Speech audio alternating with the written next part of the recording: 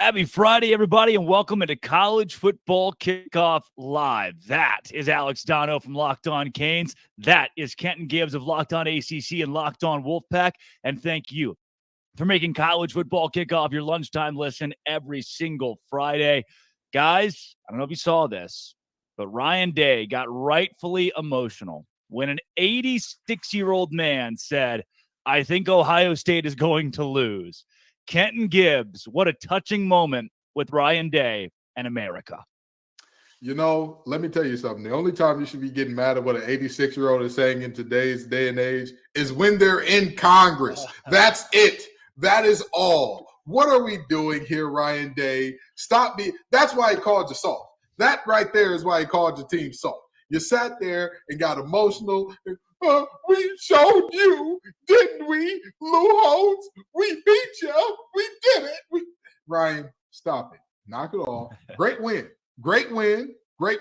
Put your program squarely in playoff contention. But stop being a whiny little baby about the thing, brother. Yeah, Dono, I couldn't believe the first thing he said post game was, I want to know where Lou Holtz is. By the way, it's like 10:30 p.m. Lou Holtz has been asleep for hours. What are we doing here, Dono? I didn't think it was possible to take something Lou Holtz says this seriously in 2023, especially knowing Holtz's ties to Notre Dame. So the biases are clear. So I guess for Ryan Day, you've got to dig pretty deep to find motivational material. And, you know, with Day going on and on about how physical his team was, well, you know what also helped you win that game? Notre Dame having 10 men on the field for the most important downs at the end of that game defensively. That might have also had something to do with it. Now, kudos to Ohio State for getting the win, because I know I'm on both sides of the fence here, guys, because I did pick Notre Dame to win last week, but you will recall I mentioned I'm a little bit concerned about Notre Dame's loser DNA because they tend to not show up in the biggest games when the lights are brightest. And in this case, they didn't even have the minimum number of players on the field to really complete these plays. And so, okay, I guess for Mr. Day, whatever you have to use for motivation, I guess it worked. Your team's unbeaten. You be you. Speaking of motivation, Dan Lanning, pre-game. Look, this is not Hollywood. This is the football field.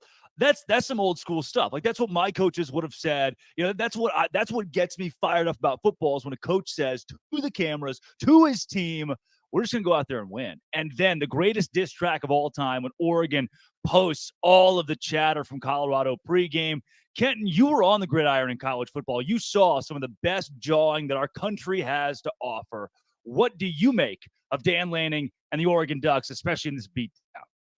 They officially announced it. They officially told us. It wasn't said before. It was informal before this, but they've officially told us Deion Sanders is the Baba Yaga of college football.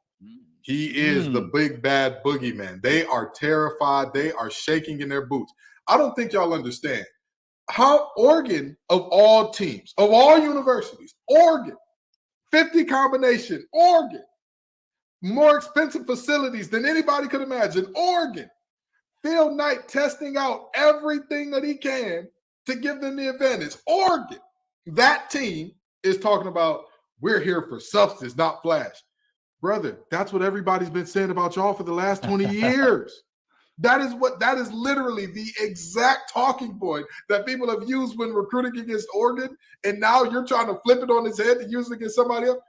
I'm telling you right now, these teams are shaking in their boots, and it's going to be okay. It's going to be all right. Y'all not even going to be in the conference with them no more. You don't got to worry about it. Colorado just became the Big 12's heavy hitter.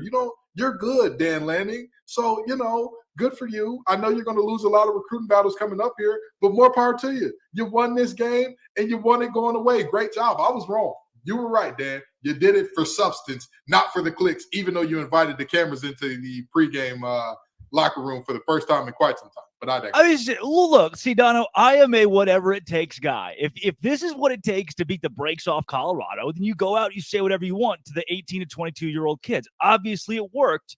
Are you pro Dan Lanning here? No, I'm pro. I thought that speech was one of the coolest things ever. And I get what Kenton is saying about the facilities and the million jersey combinations, but I disagree with part of that about Oregon being Hollywood, because that football team is built to play physical smash mouth football. And that was the big difference in that football game, because Colorado is built more like a Hollywood attraction. So that speech, listen, it's not surprising that people took it the wrong way and some feathers were ruffled, because it's just society. Like if you sound like you're throwing shade at anybody, people are going to take it the wrong way. But I love that speech. It's listen, Coach Prime is obviously making Colorado better, despite what we saw in the field last week. He's making that program better. He's revolutionizing college football.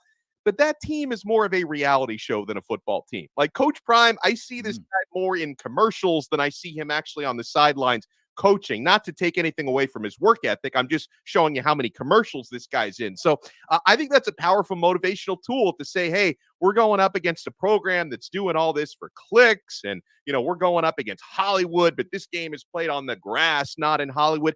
I think that's just a really good motivational speech. Now, the other thing about our society now, Drake, is not only do people take things the wrong way, but everything a coach says these days is on camera, and it's going to get out in some form, right? So, people have been making speeches like that for 20, 30, 40, 50, 100 years. Now it gets out, and people are going to take it the wrong way. But that was an awesome speech, and Oregon backed it up on the field. Had they lost the game, that would have been pretty darn embarrassing for Mr. Lanning, but they went out there and they smashed. So I love the way that went down.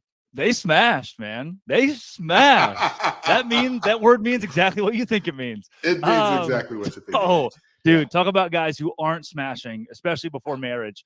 Dabo Swinney had another rough week this week. I mean, at this point, you can't be fire Dabo, right? We aren't threat level midnight yet, but we continue to have this conversation grows and grows. Kenton, you're locked on ACC. This thing doesn't look good. Mr. Garrett Riley, come on in the room. Brother, you're on fraud watch. You're on fraud watch. You may be you're a few seconds away from being called one of the biggest and worst Nepo babies in all of college football, to the level of Ferentz son. I'm telling you that right now. You have that giant behemoth of a back listed at 235, looks like a healthy 245 to 250 in Phil Maffa. You have a human pinball, a guy that you can use in multiple ways, and Will Shipley back there. He just finds he's the new version of CMC, basically. He can do it on the air, he can do it in the ground, however you want it done, he can give it to you. And yet, on 3rd and 1, you put your quarterback in position to throw a screen. You're on fraud watch. Fake watch Buster is about to pull out the diamond tester, brother, because you're looking bad. You're looking real funny in the light. But not only that, Clemson's defensive front is a very interesting group. They're not looking like the Clemson front of old. You're used to, I've always said this about Clemson, they always have at least 2 guys that are dominant, they have their way up front. And this year, it just hasn't happened. Xavier Thomas has come on and been a revelation. He's looked amazing so far this year. And then you're thinking, well, if he looks amazing, Tyler Davis is going to look great. And Tyler Davis, we about to put out an APB. We about to put out a bolo. Be on the lookout, because we need to go see you, Tyler. Come on. We need you, brother. If Clemson is to dig themselves out of this hole, because fun fact about Clemson right now, although they are 2-2, their 2 losses are both conference losses. They're at the bottom of the conference with Boston College. Yeah. If they're to pull themselves out of this hole, Tyler has to show up at a high level, because when he shows up, it takes the pressure off of Jeremiah Trotter Jr., off of Barrett Carter, off of that secondary that we just saw one of their top corners go down and all that. And the defensive coordinator over there has to answer some questions as well, because they stopped the run effectively all game.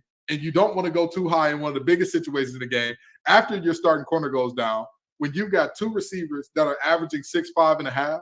Yeah. And when your corner gets dunked on, what do y'all say? Well, he just made a great play. No, you idiot. You left a corner that was a backup on an island with Keon Coleman, and you get what you get. Sorry to go on that monologue, but it just had to be said. Oh, yeah. There are multiple coaches for Clemson that y'all are on fraudulent. Right. We're hearing and you gave the examples of the athletes. Dono, when you sit here, do you put it on the coordinators, on Dabo Swinney, on the NIL, on the portal? I mean, where do we go? Where's the root of this issue? Because something obviously is not going right at Clemson. Well, all of the above, and also pretty dreadful in-game coaching decisions, because like Kenton was talking about, the play calling and the clock management down the stretch of that game was awful. I mean, I have to give a certain amount of credit to Florida State because good teams find ways to win. And I'm a firm believer of you make your own luck. And part of winning a football game is your coaches making less mistakes than the others. So I have to give credit to Florida State. But at the same time, Clemson, they snatched defeat from the jaws of victory in that game. That should not have been an L. They were just purely physically, for most of that game, the better team out there on that day at home, and they couldn't get it done. And I want to pick up on something that Kenton was talking about with coaches on fraud alert. And I want to talk a little bit about Garrett Riley, okay? Guys, we used to always talk about the Madden curse. I'm not sure if Drake is even old enough to remember when the Madden curse was What's really Madden? a thing. I don't.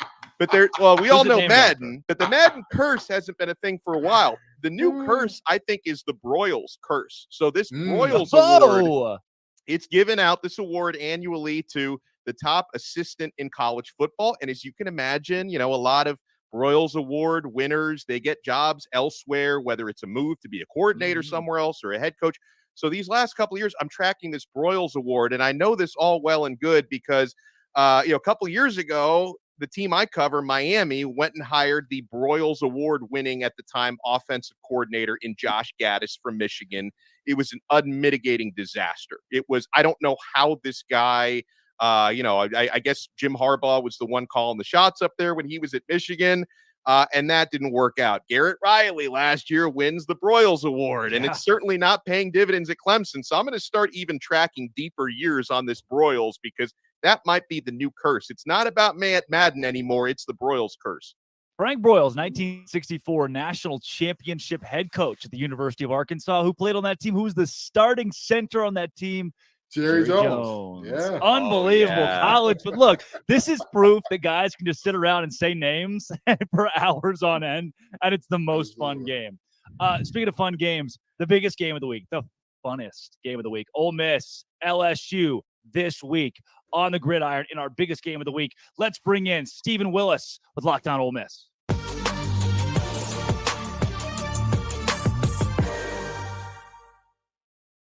Steven, welcome into Locked On College Football Kickoff Live. Coming off the Alabama loss, give me the state of this program going into a 4 p.m. gross, like nap time kickoff in the biggest game of the week against LSU.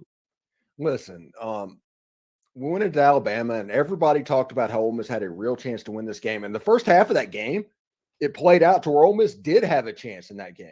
And the defense played fantastic. But this is what we found out Saturday. Nick Saban's in Lane Kiffin's head.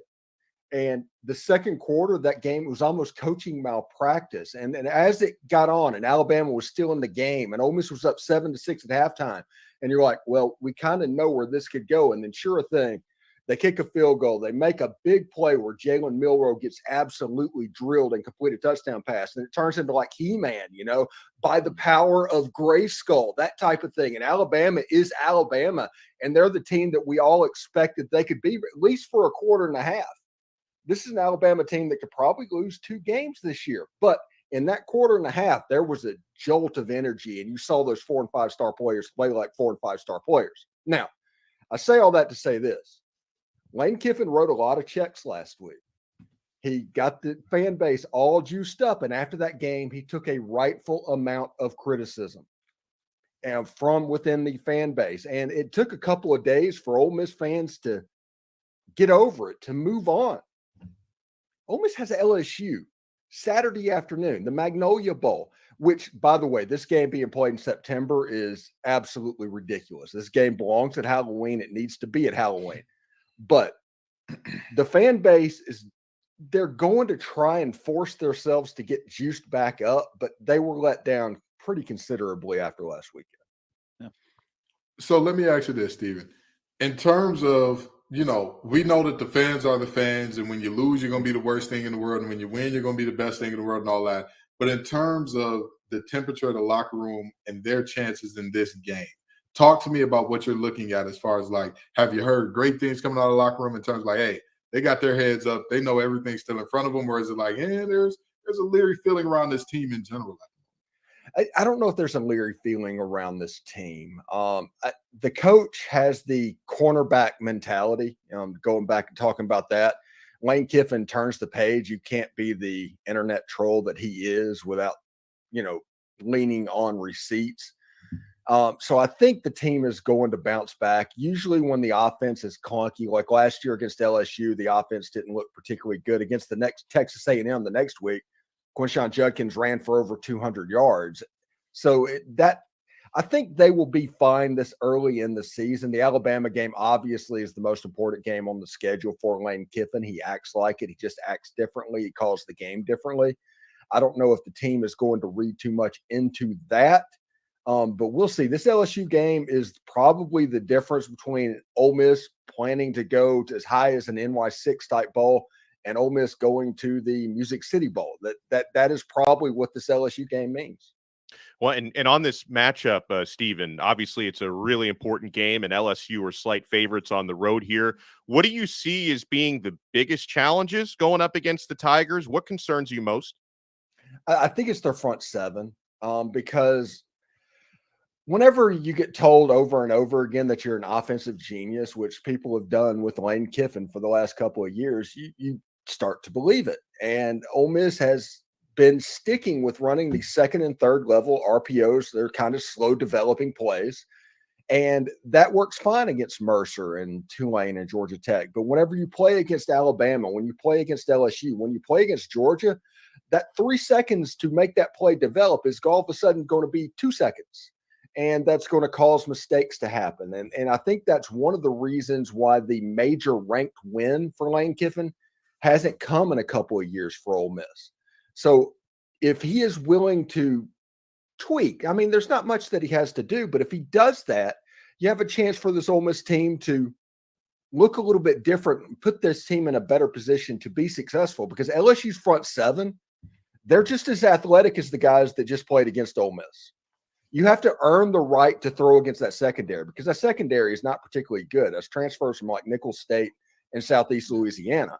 But you have to earn the right to be able to throw the ball downfield. And if LSU knows that the quarterback's going to have the ball for 3 seconds, he's going to be in the same spot, Harold Perkins is going to get home.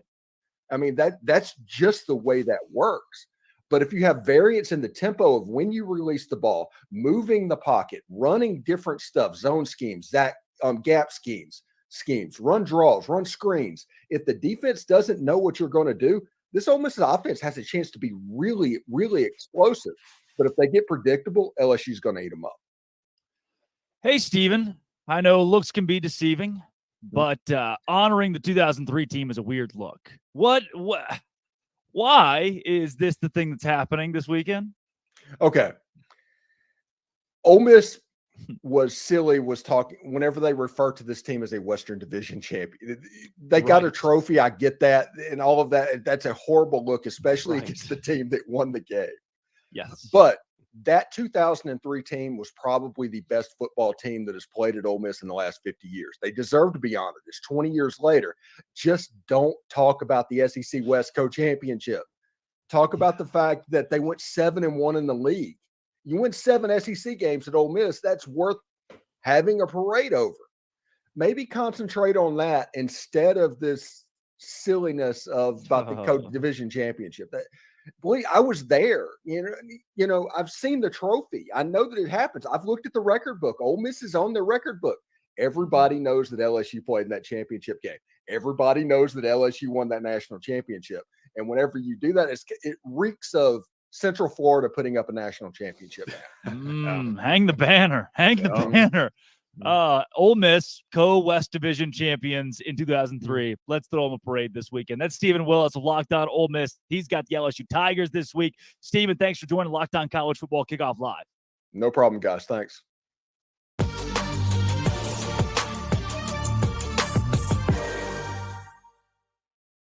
We got plenty coming up here on Locked On College Football Kickoff Live, from interviews to Conference Confidential, the best bets in college football this week. Coming up soon, we also take you to Locked On Ducks, Spencer McLaughlin, talk playoffs with him. But first, Dono. You don't have to choose between better hair growth and your health. Nutrafol provides a whole body health approach for men that promotes healthier hair, no drugs, no compromises, just better hair, guys.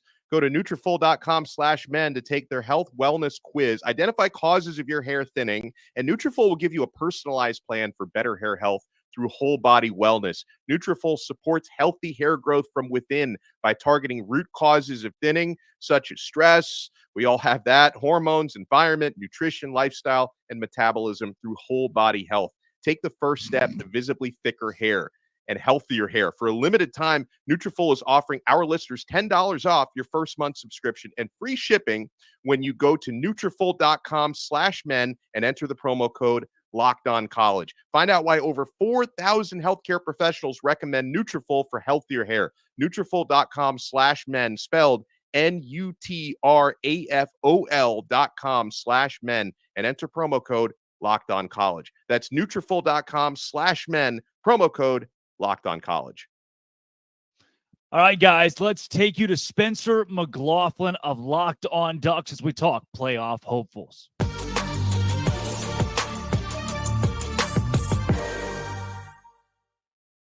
Spencer McLaughlin joins Locked On College Football Kickoff Live, affectionately known as Smiley around the office. Spencer, look, this Oregon Ducks team, some people will say they proved it against Colorado and Deion Sanders. Other people will say, hey, Colorado is still fraudulent. I first want to start, less so than the playoff hopes and more so this week's game. How do you wrap up everything that happened? Well, I think for Colorado, they, were a great story. They are not a great team right now. That's going to change in the future with the way that Deion's able to bring in talent. But I mean, after the Colorado game, look, was it intensely satisfying after all the smack talk from Colorado and being caught up in the buzz as an Oregon fan? Yeah, of course it was. It absolutely was. Did I leave the game thinking, oh, Oregon's about to roll through a loaded Pac-12 because they beat Colorado 42-6? No, not at all. They're still going to be an underdog at Washington. If Cam Rising is healthy, they're going to be an underdog against Utah. This Oregon team is really good because the Pac-12 is really good, and Utah with Cam Rising will be really good. If they don't have Cam Rising tonight against Oregon State, they probably lose that football game in Corvallis. Bees playing with a lot of urgency after their loss against Washington State. But I think that when you look at what Oregon's capable of, yeah, at their peak, they could make the college football playoff, but they have to get through Utah, Washington, USC, Oregon State, and the Pac-12 championship game. And I've, held the belief from before the season that the Pac-12 was going to miss the playoff again because I think there are a bunch of really good teams in the conference. I don't know that there's a dominant team in the conference. I think Washington's been the most impressive through 4 weeks so far. But if I told you guys right now, hey, Washington's going to lose to Oregon or Utah at home and USC on the road, is that a hot take? Is that a surprising thing to anyone? Is that out of the realm of possibility? No. I mean, you look at USC. Would it surprise anyone if they lost to Utah again? No, I've seen that story before. What if they lost at Oregon? Yeah, they could do that. And then these teams are going to match up in some form or fashion again in the Pac-12 championship game. So I like where Oregon's at. I think their defense is vastly improved from a season ago, and the offense looks to be just kind of rinse and repeat from what they were last year. They're one of the best offenses statistically in the country right now. And when they have everything firing, yeah, they can be the best team in the Pac-12. But guess what? So can USC. So can Washington. So can Utah. And heck, we don't know what Washington State's ceiling is, but I think their floor is a lot higher than a lot of people thought. And the Cougs are not a team that are to be messed around with right now. So I want to ask you this, Spencer, and trust me, it's not going to be about your beautiful smile, which that really was the first time that we saw it. We got another one. We got a two for today. That's beautiful. But in terms of this Oregon team, and you say like, hey, they're good, but they're not quite world beaters. What is the one thing that concerns you to say like, if a team is to beat us, they'll have to exploit this thing? What does that look like? It's still the defense. The defense has faced a couple of, I think, solid tests in Texas Tech on the road and Colorado at home. They could not have played better against the Buffs. That's a unit who they are superior than in the trenches. The defensive line just mauled Colorado. It was not a fair fight.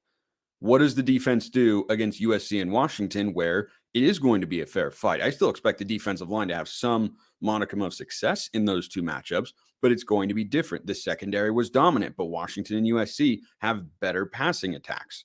And I think that with Washington State as well, it's kind of comparable to the Colorado offense from a quarterback and receiver caliber standpoint that they went up against without Travis Hunter on the other side of things. And I think there's just an element of unknown in that sense. Now, if Oregon is a good enough defense to, let's say go 12-1 and win the Pac-12, this is what the defense for the most part would have looked like so far. But they're still trying to clean up the penalty problem. They're averaging 75 penalty yards a game right now.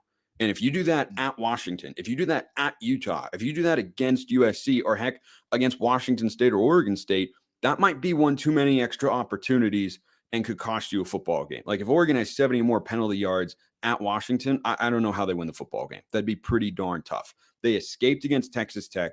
They had 124 penalty yards in that game. They had more penalty yards than rushing yards. And that has improved over the last couple of weeks. The penalties have continued to come down, but they are not where they need to be. So I think that element of it still is kind of in the back of my mind, making me wonder, is this team at that level? They have looked that way against their opponents so far, but bigger tests still lie ahead for them.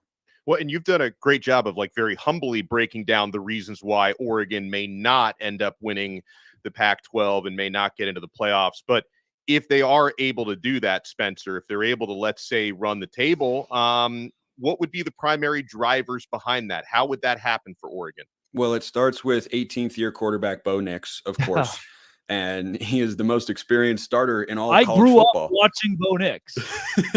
We all did. we all did. I mean, it's crazy. It was just the second year of the Mario Cristobal era when he made his first start. And gosh, that was a lifetime ago in that neutral site matchup against Auburn in 2019. And I mean, it's just the world that we've got now, so take it for what it is. I mean, having him at the helm gives Oregon fans the utmost confidence, as long as he is healthy, that the Ducks have a signal caller that can get you to the playoff, that can play at that sort of level. The end of the season got derailed a bit when Bo Nix got hurt. They were still a good team with him back there because he's a capable pocket passer. He has to have his legs to be at his best. He has to have that full mobility component to be, a Heisman capable quarterback. But I mean, it starts with him. The offensive line's replacing a lot of pieces. So far, I think they've mostly passed the test. I want to see how they're able to run the football against a good front four in Washington, up in Seattle. But, after not running the ball well against Texas Tech on the road, they've run it exceptionally well each of the last couple of weeks, albeit against some weaker opponents there. But the offensive line's holding up in pass protection. Bo Nix looks really good. His weapons are deep. I mean, every position, I think you've got at least one NFL player. I think Terrence Ferguson, the tight end, is an NFL guy. Troy Franklin, of course, probably one of the top 5 receivers taken in the 2024 class. And then you have a couple dynamic running backs, one of whom is out with an injury right now in Noah Whittington. But Bucky Irving is the name that everybody knows, preseason first team, all Pac-12 kind of guy. So the offense has got all the tools. And I think the defense on paper is more talented than they were a season ago. And they still have something left to prove in that sense, but the early returns have been really, really good. So I think that Bo Nix, with his weapons and a more physical front four to pressure quarterbacks than what they had a season ago, those would be the reasons why, if Oregon gets to the playoff this year, God willing, that I'd be able to look back and say, yeah, this is how they got there. This is why Oregon was able to, improve on their results from a season ago, is because Bo Nix is really good. They've got him a bunch of weapons, and the front four is much stronger than a season ago. Spencer, maybe most importantly, before we get you out of here, who does Southern Utah have this week? Southern Utah's got number 25 Central Arkansas, 6 p.m. Mountain Time at the Eccles Coliseum on ESPN Plus. I'll be on the call for that, and they're going for their first ranked win since 2018. So the Bears are coming to town to take on the Thunderbirds. This should be an electric one Saturday night at Eccles. My mom and dad's alma mater, the University of Central Arkansas, might I add. That's really, Spencer is it McLaughlin. really? Locked Is it on really? Pac-12, Locked on Ducks. Spencer, thanks for joining Locked on College Football Kickoff Live. Appreciate it, guys. Have a good one.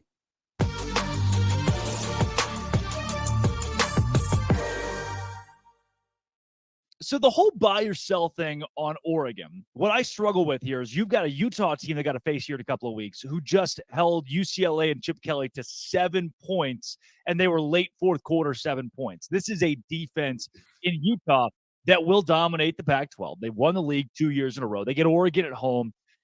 This conference runs through Salt Lake City.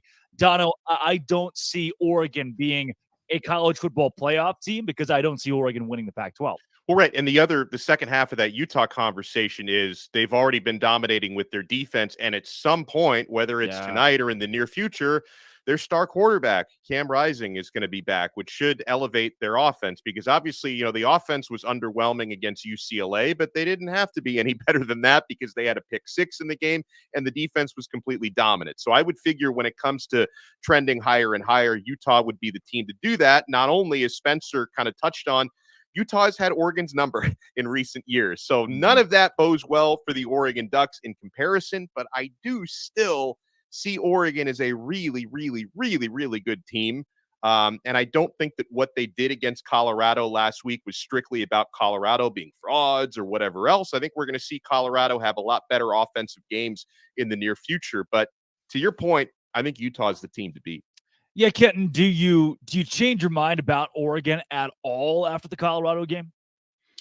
No. Let me quote NBA YoungBoy's song, Fresh Prince of Utah. It's going to be a parade in Salt Lake City, yeah, because that team that Utah team is something special. And I don't know why. I don't know what it is about Utah that makes everybody look away in horror like, it's ugly football. They can't be winners. They can't be good in the Pac-12. They're back-to-back conference champs, returning a ton of talent. And we're all just like, yeah, somebody's going to unseat them. We thought that they weren't going to win it the first year. And then we said, oh, well, Utah can't go back-to-back. Oh, well, they're bringing back their quarterback after going back-to-back. They're bringing back most of their talent after going back-to-back. But we still believe. We're still looking and searching. We're like Scully and Mulder and X-Files. I want to believe in somebody else, but we just can't do it. You can't do it. I'm sorry. With all due respect, Bo Nix has been playing quarterback in college football since the beginning of time. More power to him. I'm sure he was playing back there when the helmets were soft and all that. Good for him. But the reality is simple. No amount of Bo Nix, no amount of saying we don't do it for the clicks, no amount of Alton Stadium getting loud, rowdy, screaming, yelling, busting eardrums is going to make that team better than Utah. I'm sorry. Well, and let me add something else in, because I'm sure there's probably people watching this and listening to this and like, well, how come they're not bringing up USC? I mean, they've got the reigning Heisman Trophy winner and Lincoln Riley. Like, to me, I don't quite put USC in that conversation either, because I don't think they have the defense that they're going to need to have to win the Pac-12. So I'm not ignoring them. I'm not sleeping on them, but I don't think they're above Utah in the pecking order either, as we saw in last year's proceedings. No, I would say if this was like if this was a scenario in sports that we compare it to, I think that without realizing it, Utah is Larry Bird walking into the 3-point shooting contest saying, all right, boys, who's competing for second? Because I think that's what's honestly happening. They're the most complete team in the conference. They're the team with the least holes that you look at and say, man, they got to get that cleaned up by a mile in terms of that conference. So to me, it's, hey, again, the schools who talk about we do this for substance may not have the substance to beat the actual substance team in the Pac-12, which is Utah. Yeah, and if you're a fan of any of a Washington State or Oregon State, a dark horse, sure. Right, there are teams that could sneak up and win this league. Oregon could, but it's Utah's Pac-12 until somebody else proves otherwise. This is eBay Motors Locked On College Football Kickoff Live until somebody else proves otherwise, Dono. And I don't think anyone will, because, folks, passion, drive, and patience, what brings home the winning trophy is also what keeps your ride or die alive. eBay Motors has everything you need to maintain your vehicle and level it up to peak performance. From superchargers, roof racks, exhaust kits, LED headlights, and so much more. Whether you're into speed, power, or style, eBay Motors has got you covered. With over 122 million parts for your number one ride or die, you will always find exactly what you're looking for. And with eBay Guaranteed Fit, your part is guaranteed to fit your ride every time or your money back. Because with eBay Motors, you're burning rubber, not cash. With all the parts you need at the prices you want, it's easy to turn your car into the MVP and bring home that win. Keep your ride or die alive at ebay.com/motors. eBay Guaranteed Fit, only available to U.S. customers, eligible items only, and exclusions apply. 1 second, guys. I'm getting a hotel phone call. Sounds like it's time to go around the country as we do our first Conference Confidential. We start with the Big Ten. Take it away, Craig Sheeman.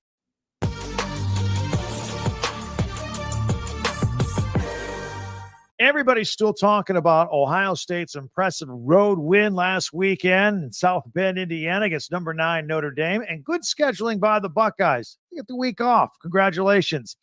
The Michigan Wolverines hit the road for the first time this season. They play at Nebraska. Keep an eye on the Huskers quarterback situation when Jeff Sims comes back from that high ankle sprain, because Heinrich Harburg is 2-0 in his place. He's done a pretty nice job. If Penn State annihilated Iowa last week, what are they going to do at Northwestern this week? Although kudos to the Wildcats. They've doubled their win total already from last season. They had that 21-point deficit they erased and won in overtime against Minnesota last weekend. And don't look now, but the Maryland Terps could be 5-0 if they beat Indiana this weekend. Of course, the Hoosiers needed 4 overtimes to beat Akron at home last week. Illinois is at Purdue.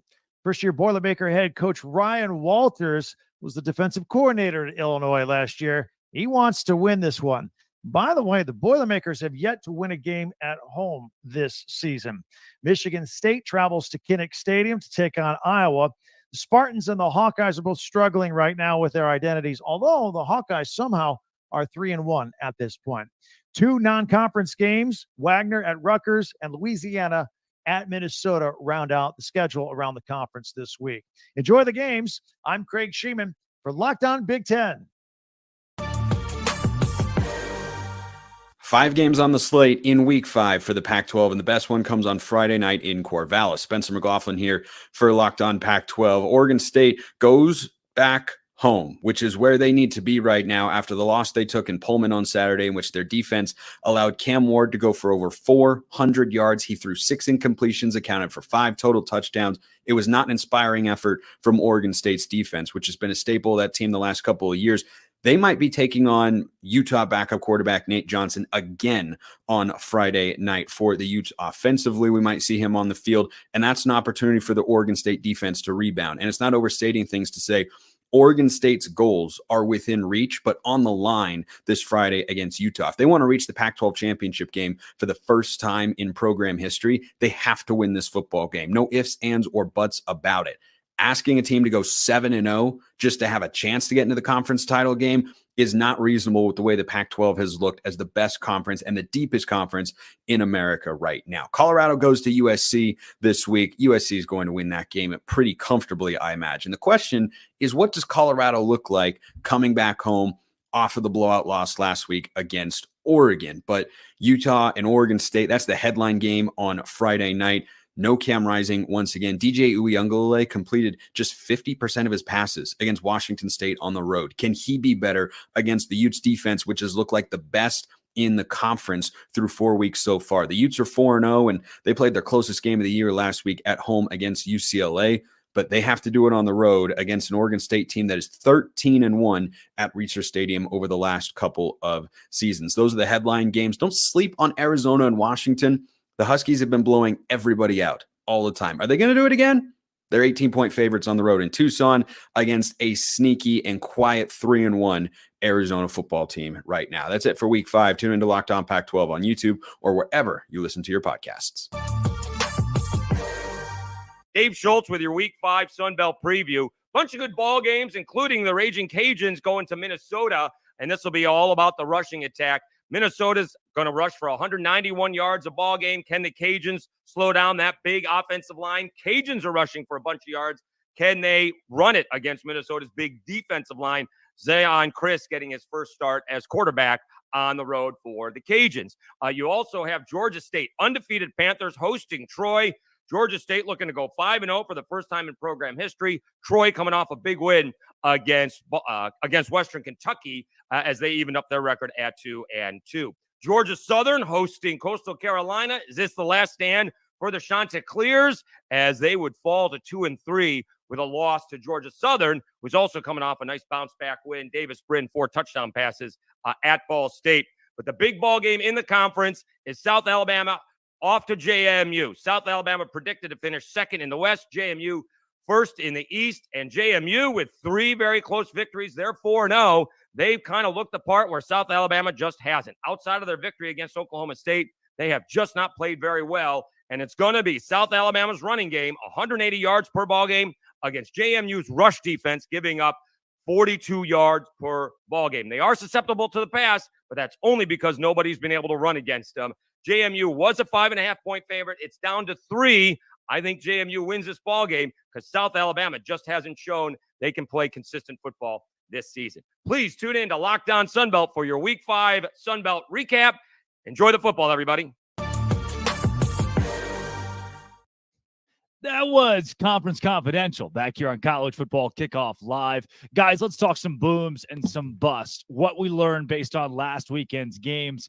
And I got to tell you, if I'm looking at a team that has boomed right now, it has to be the Utah Utes. Because now, look, the experiment is over. Can Utah win without an offense? And the answer is yes. Hypothesis confirmed. Without Cam Rising, without a couple of other stars, their big tight end, big pass catcher has also been out for the last few weeks. They haven't needed the offense. They have still won games defensively, holding teams to their worst offensive outputs on the year. Utah at 4-0, having just won again, this time against a top 25 UCLA team, holding them to just 7 points. Give me the Utes as a boom. Kenton, let's go to you next. I mean, y'all already know who my boom is going to be. I've told y'all about him all along. I've said that Dabo needs to call this man and be standing outside his house in Norman saying, baby, come back. You can blame it all on me. Very simply, the Oklahoma Dude, Sooners, how, Ken? They won by 14 against Cincinnati. They only scored 20 points. How is this? I hear you. I hear all those things. But also, that Cincinnati team is better than we're giving them credit for. Number one. I agree with that. But why? But what do you mean, but why? Why they beat a bad Pitt team? They lost to Miami of Ohio. So here's why I say that Cincinnati team is better than they're getting their credit for. Number one, we're looking at year one under Satterfield. Number two, we all know if there's anything to know about Satterfield's teams, there will be inconsistency. They will not play at their highest level every week. That is a guarantee if Scott Satterfield is your head coach. They will reach the highest of highs, and then next week have you out there like, is this a JV team? Yeah. Did we not? Are these guys not on scholarship? What happened? That's something that we know about that team. But the fact of the matter is, handling business in games where you should handle business is something that I value a lot. I don't care what anybody says. I don't care how anybody cuts it and slices it. That is why I don't do rankings up until week 4, because for me personally, it's meaningful to me if a team is handling business and not playing around with their food and because somebody else is going to eat it in these early weeks. And to me, Oklahoma has done that again and again and again, including a game where many people, not going to say any names or point to any beautiful heads of hair on this show. Me and Dono are bald, so I don't know whose head of hair we're talking about. Narrows it down there. Predicted them to be upset. Oklahoma, Boomer Sooner. That's my boom, baby. Kenton, booming with OU and Brent Venables, the skeleton man. Alex Dono, who's your boom this week? I was tempted to go with Oregon, but at a certain point, I would just be piling on Colorado. So I'm going to give my boom to a team that maybe not so quietly anymore has just been dominating the season so far, 4-0, number 7 in the country, and that's the Penn State Nittany Lions. Now, this wasn't a game that they were supposed to lose, but still, they shut out a quote-unquote ranked opponent last week. They shut out 24th ranked Iowa 31-0. You start to hear now talks about their defensive coordinator, Manny Diaz. Is he becoming, a head coach candidate in the upcoming cycle? And yes, I know Iowa's got that nepotism offense under Brian Ferentz, and they can't score on anybody, but 31-0 win for Penn State. They have handled their business and beyond to this point. That team is absolutely booming, and I'm curious to see if they can, keep themselves in that conversation come college football playoff time, because obviously they've got tough opponents in a tough conference they need to win first. We've talked about how Oregon, that was a smash. Colorado, bust. Let's go to the bust conversation. Kenton Gibbs. First of all, let's start here. Drake Toll's wordplay, right? The Drake Toll's innuendos, always a boom, always a boom. I don't care what anybody says; they are a boom from now until the end of time. But in terms of teams that I'm looking at, and I'm saying, hey, this is bad. This is really, really bad. I hate to have to say this, and I really don't want to do this because you know what? Let me stop lying to myself. Let me stop lying. I'm enjoying this a lot. The downfall of Clemson got me wearing suits. It got me wearing listen, I'm not gonna wear a suit to my wedding. You understand? I'm gonna go Bill Belichick at my wedding. But for Dabo Swinney's downfall, I can't even hold in the glee no more. I can't do it. I can't. Watching this team piss down their leg, do the coaching decisions and clock management. What was that drive at the end of regulation? You have a big run by one of the best backs in the nation to put you in plus territory. And what do? Do they take a timeout, Dono? Drake, do they clock the ball? Why would you? You let the clock run out Yeah. when you got the plus territory. What a unserious group. Oh, my God. Clemson, I'm just going to say this, okay? And I'm going to leave it here. Dabo, I really and truly hope that you embrace the portal and you embrace all the new things and all that. But I'm telling you, it's going to be an enjoyable ride watching y'all be this bad this year. Oh, it makes my heart smile. It makes me smile with my heart. Makes me drop the Spencer McLaughlin smile on them because I got to get one out today. Dono, who's a bust? I'm going co-bus. Clemson is one of mine. There's nothing I can possibly add to what Kenton just said, but I got to go with Notre Dame at the other. I mean, you talk about snatching defeat from the jaws of victory. You're at home against a good Ohio State team, but finally an Ohio State team that looks by their own standards kind of average. And for the first time in a long time, they don't have some version of Superman playing quarterback for them. So you're at home in South Bend and you hold Ohio State to just 2 touchdowns in the game. McCord doesn't even throw a touchdown pass in that one. They're like 8-9 deep and former 5-star recruits at wide receiver. They can barely get these guys the football. They've got the top receiver in last year's class. Brandon Ennis can't even get on the field these days is what's going on there at Ohio State. And then you've got 10 men on the field on defense for the most important final 2 plays in the game. So listen, again, I said this about Florida State earlier. You got to give credit where credit is due. You make your own luck. Good teams find ways to win. But at the same time, how do you give that game away? I've got to go with Notre Dame as a bust. Wow. Mine comes out of the Big 12 this week because this team, they were not supposed to be great this year, but they have I'll say legendary head coach because you're going to look back and say, oh yeah, he was at the same place for a million years. That's Mike Gundy at Oklahoma State. Every 3 or 4 years, we have the same conversation of, is it time to fire Mike Gundy? His team is 2-2 with a 33-7 loss to South Alabama.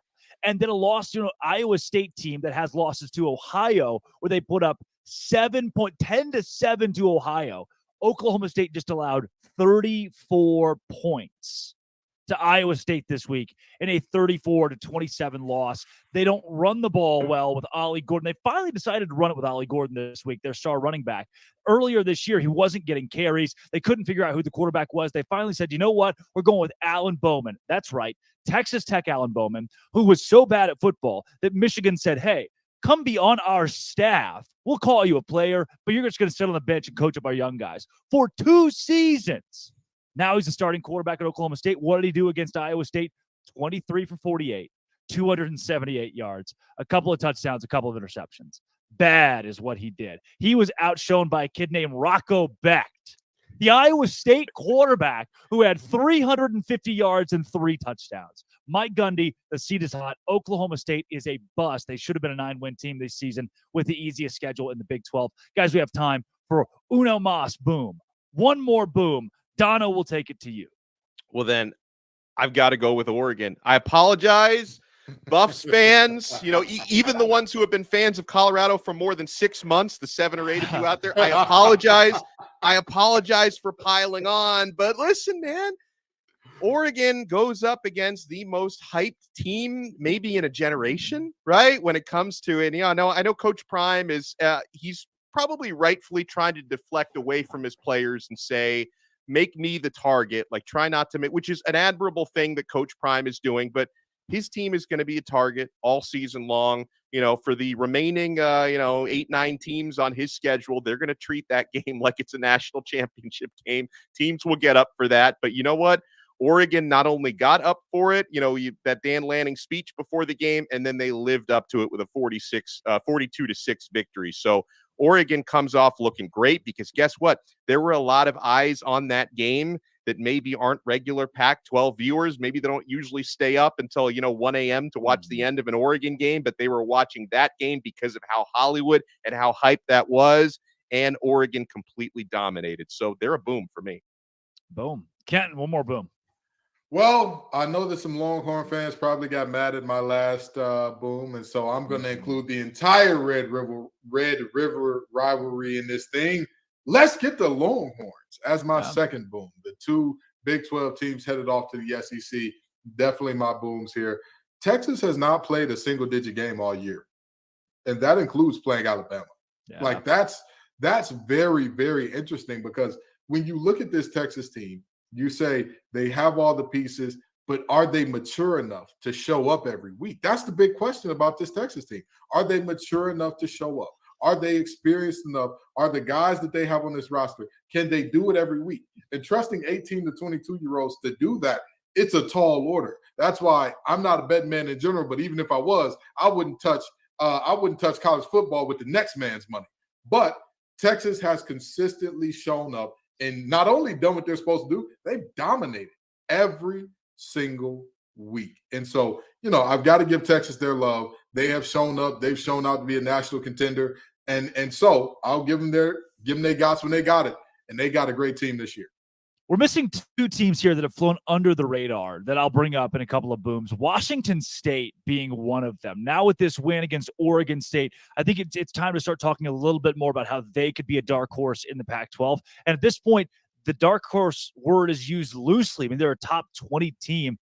Cameron Ward has become one of the best quarterbacks, not just in that conference, but now in the country as America turns its eyes and says, hey, who is this Cam Ward guy? Who is this Washington State team? They've got a legitimate chance to make some waves later on this year. They're 4-0 right now. And then North Carolina, 4-0 for the first time in a couple of decades. Now, after a 41-24 win against Pitt, they have proven, hey, look, we are not to be overlooked. Drake May's a good quarterback. Mac Brown can still coach. North Carolina can make some noise in the ACC. Both those teams deserve some love as booms this week. Now, before we get into the rest of the show, we got a ton packed together. Sell Me Why is coming up with some wild spreads this week. But first, there's only one way that I get this luscious, thick toupee to grow, Dono.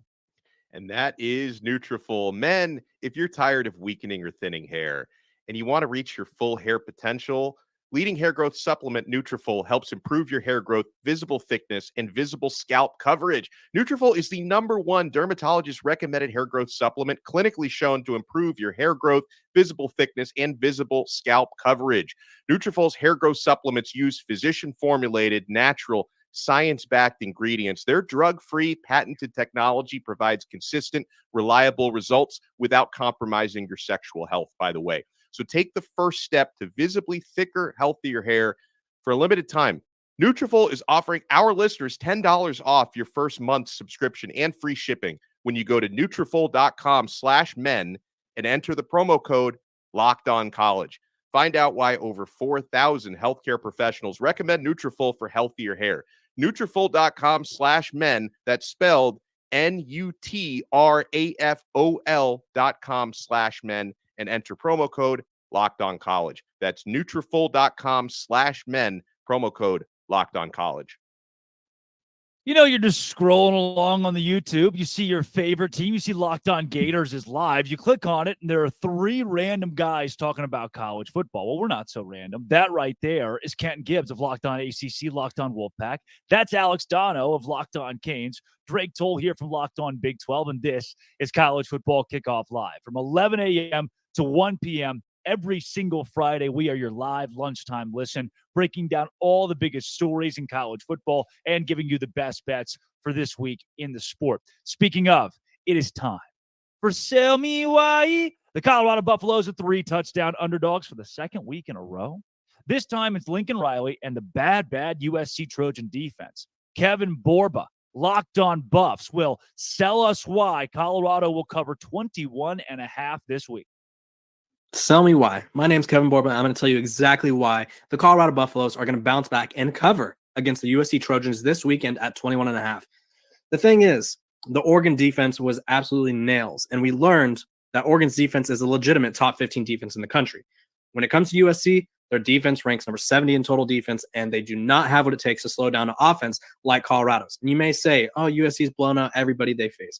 Well, kind of true.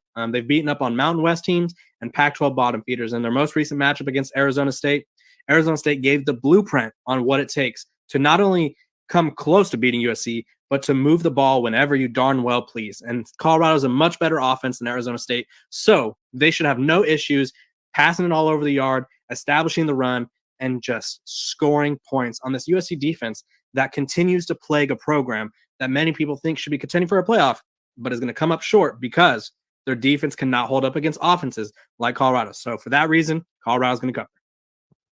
All right. What do you think, Don? Notice Colorado, can they at least cover 21 against USC? Hashtag I'm with Borba.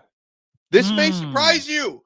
Okay, because I know I actually did predict Oregon to cover that gigantic spread against Colorado last week, and they did. This is a different ball game, guys. Last week they were in the Lions' Den at Oregon. This time you're at home in Colorado, the friendly confines and friendly sidelines, and I couldn't have said it better than Borba when talking about USC's defense. They can't stop a nosebleed. How are they going to stop Shador? A 70th ranked defense in the country. This is going to be a high-scoring football game. Now, I'm not, completely on the Buffs bandwagon to the point where I'm picking them to win the game outright. I'm not. I think USC is overall the better team, and they should be able to win this one. But they're not going to win it by 3 touchdowns. This is going to be a high-scoring game, and I think it's going to be one of those situations, Drake, where I don't know if moral victories exist for a team that got this much preseason hype, but I think this is going to be the type of game where Colorado is going to be competitive enough where people are going to come out of this one saying, you know what? Okay, the Buffs, not as bad as I thought they were against Oregon. This is a team to respect again. Yeah, Ken, to me, you lose your best player in Colorado for at least a couple of weeks, but he was the X factor on defense more so than offense. And against this USC defense, I don't see why Colorado can't put up enough points to at least keep this game within 3 touchdowns. So here's the thing. I said that Colorado's ceiling was about 6 wins. I'm still holding firm to that. However, covering 3 touchdowns and winning outright are 2 entirely different things. I for sure have Colorado covering. And this is the reason why, if nothing else. The reality of this is all of the talk, all of the casuals, all of the people who, Deion's going to win it all. They're going to win it all this year. Those folks don't matter, but they felt like they mattered up until last game. Now Deion and his staff could truly go in. The players talked about the self-scout that they did, where they truly went in and said, hey, this is what we're good at. This is what we're bad at. This is what other teams have seen and all that. And it's hard to tell a player, hey, you need to get your fundamentals down in terms of your first step in your hand placement when you just came off one of the biggest upsets in modern sports history and a 1-win team from last year beating a playoff team from last year. It's tough to tell a kid to get that together. You know, when it's easy to tell a kid your first step has to get better when you just got your dome split in front of national TV. When another coach has talked all this high cash stuff about your team. I got to make sure we keep our clean rate here. I almost lost it. But when another coach has talked cash money about you and they backed it up, that's when you can tell a guy, you have to do the little things right. I think that Colorado will do the little things right enough to keep this game within 21. I don't think they have the horses in the stable to win, but they got enough to keep within 3 touchdowns. Well, one game that is way less than 3 touchdowns. This one's a nail biter. Florida favored by 1.5. Billy Napier, still the head coach. They are favorites heading into Lexington, Kentucky to take on the 4-0 undefeated Kentucky Wildcats. Here's Brandon Olson of Locked On Gators to sell us why the Gators will cover 1.5. There have been just 2 games since the Florida Gators hired Billy Napier to be their head coach in which they went in as underdogs and did not cover the spread. First one was in the Las Vegas Bowl against Oregon State last year, where Florida had a backup quarterback and many backups throughout. And the second one was week 1 of this year against the Utah Utes, where Florida did not show up to play. And granted, there was a lot of doubt coming from that. And then Florida since then has shown up when they've needed to show up. They manhandled Tennessee. There's a Florida Gators offense that the run game has been found since that Utah game, and a Kentucky defense that has 41 missed tackles so far on the season, whilst playing teams like Ball State and Akron. So Trevor Etienne and Montrell Johnson should have a lot of fun in this one. And for Florida's passing attack, you keep the ball short and you pick up yards after the catch. That's what you've been built to do, and that's what you've done. So Kentucky's defense, if they don't clean up significantly, they're going to run into some issues, and Kentucky's defense has been forcing takeaways. Florida has 1 interception on the year. That's it. And it was a ball that hit the receiver in the chest and popped up. So this is a Florida team that doesn't turn the ball over, and a Kentucky team that has needed those turnovers to walk away with victories here. It's a Mickey Mouse 4-0 Kentucky team, and the spread opened at 3.5 has been shrinking ever since. Florida might be favored by the time that we get to this game and kickoff at noon Eastern on Saturday. So I'm taking Florida, cover the spread without a doubt. Wow. An undefeated Kentucky team against a Florida team that we've thought would fire its head coach. Kentucky just 1.5 point dogs, it seems, here now since that video is even recorded. So what do we do with this, Dono? I think I like Kentucky here, but maybe Brandon sold me. I think I like Kentucky as well, but this is a coin flip for me. A lot of times when we do these sell me whys, I'm very firmly on one side or the other. Maybe I just want Florida to lose so we can start calling him LinkedIn Billy again or G5 Billy again. But I got to tell you, man, one of the things that I try not to do when it comes to betting on games is overreact to what happened the previous week. But, Florida, they beat the Charlotte 49ers, but they sleepwalked through that game. They only scored 1 touchdown. The rest of it was field goals against the Charlotte 49ers, who they beat 22-7. So that's not exactly a game that inspires a lot of confidence going on the road to Kentucky. So I'm trying not to overreact to that, but at the same time, it's basically a pick'em game. Like Brandon mentioned, the number has been shrinking. I'd probably bet Kentucky money line in this game is probably the way that I'd go. So he didn't quite sell me, but he gave a valiant attempt. Brandon, who is also the producer of Locked On College Football Kickoff Live and can mute any of our mics at any second. Kenton Gibbs, be careful.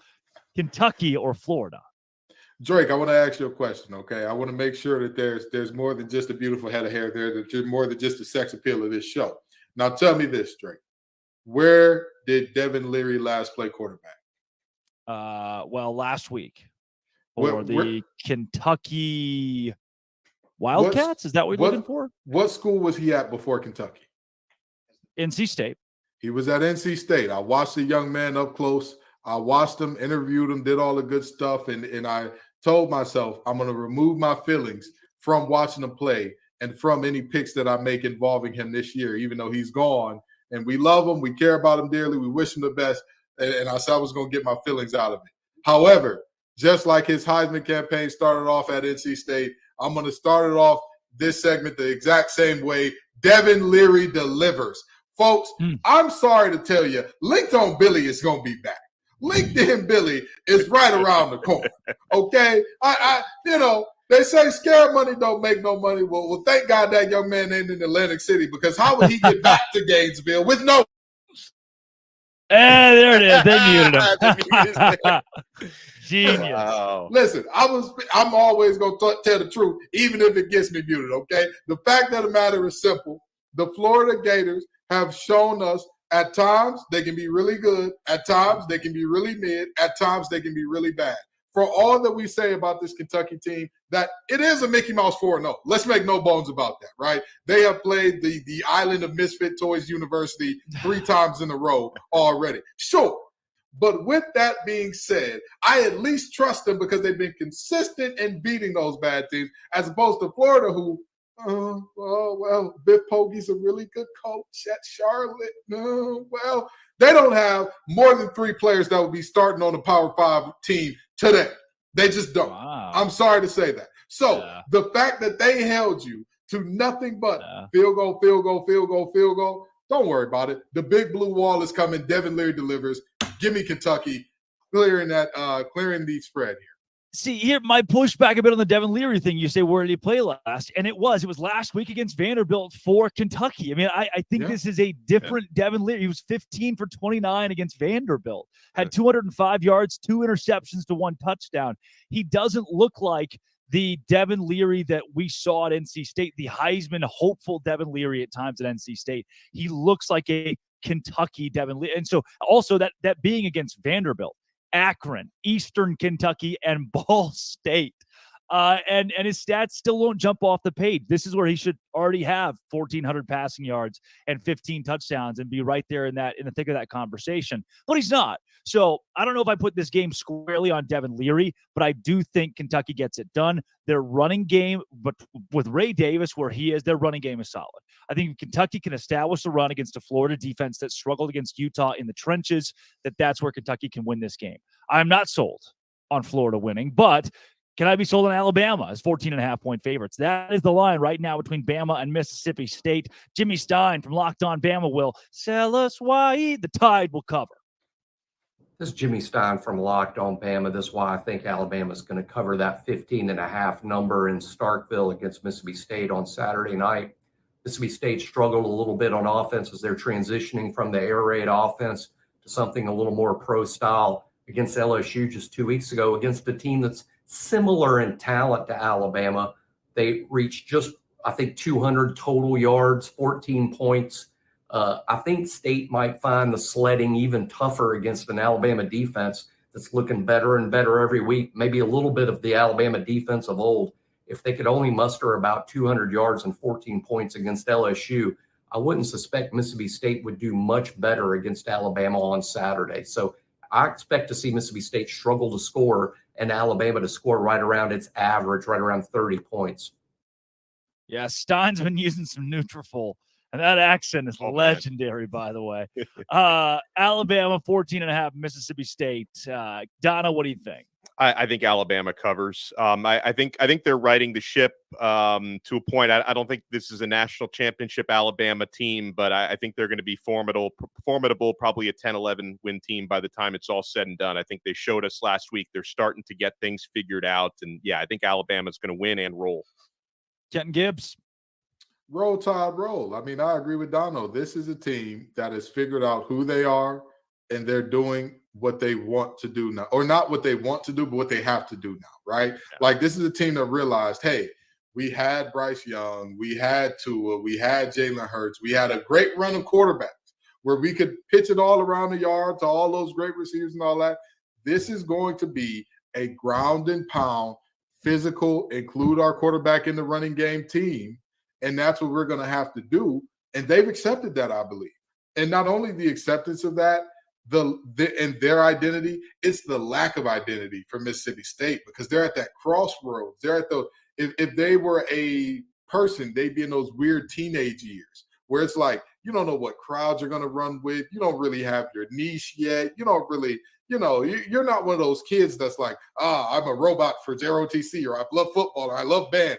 They're the kid that's like, I really don't know. I'm a BC average kid. I just hang out with everybody sometimes. I'm not sure what my niche is. That's where Mississippi State is. And you can't have that with a deficiency of talent in comparison to your opponent and expect me to not believe that opponent is going to impose their will on you.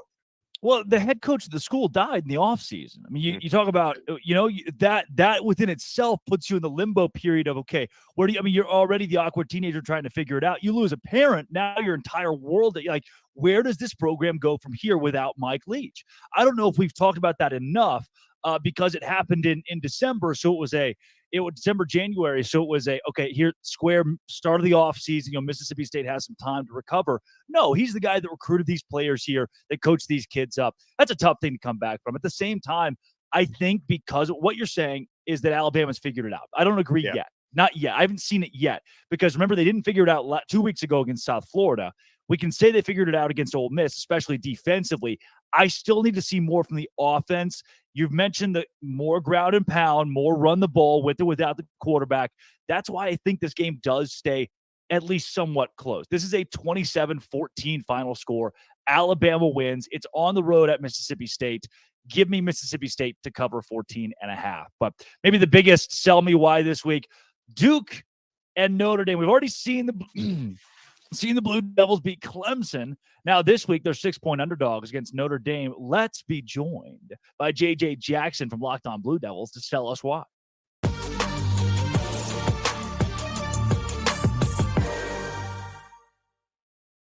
JJ Jackson, Locked On Blue Devils here on Locked On College Football Kickoff Live. JJ, you got a touchdown-ish underdog this week in the Blue Devils. Can you sell us why, please?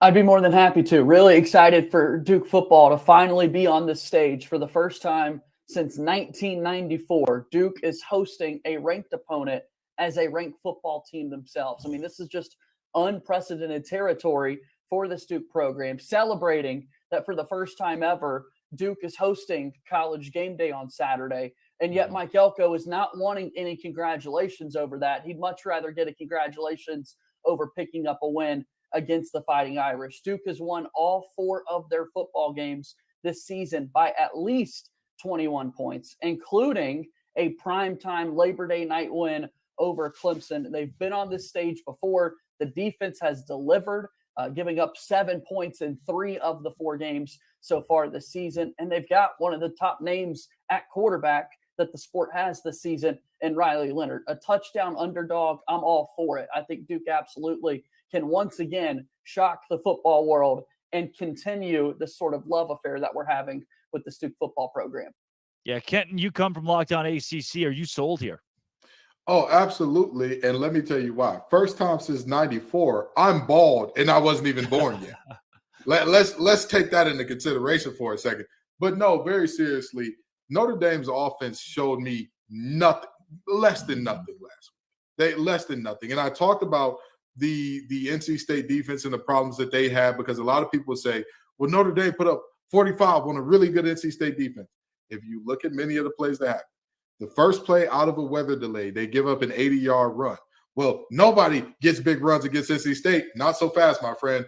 Rosas of Connecticut got a 71-yarder against them in week 1. Now, I'm sorry to tell you this. That is not the same defense that we saw from NC State in years past. But now back to Duke. This is a fun fact for you, since he dropped the 94 fun fact on us.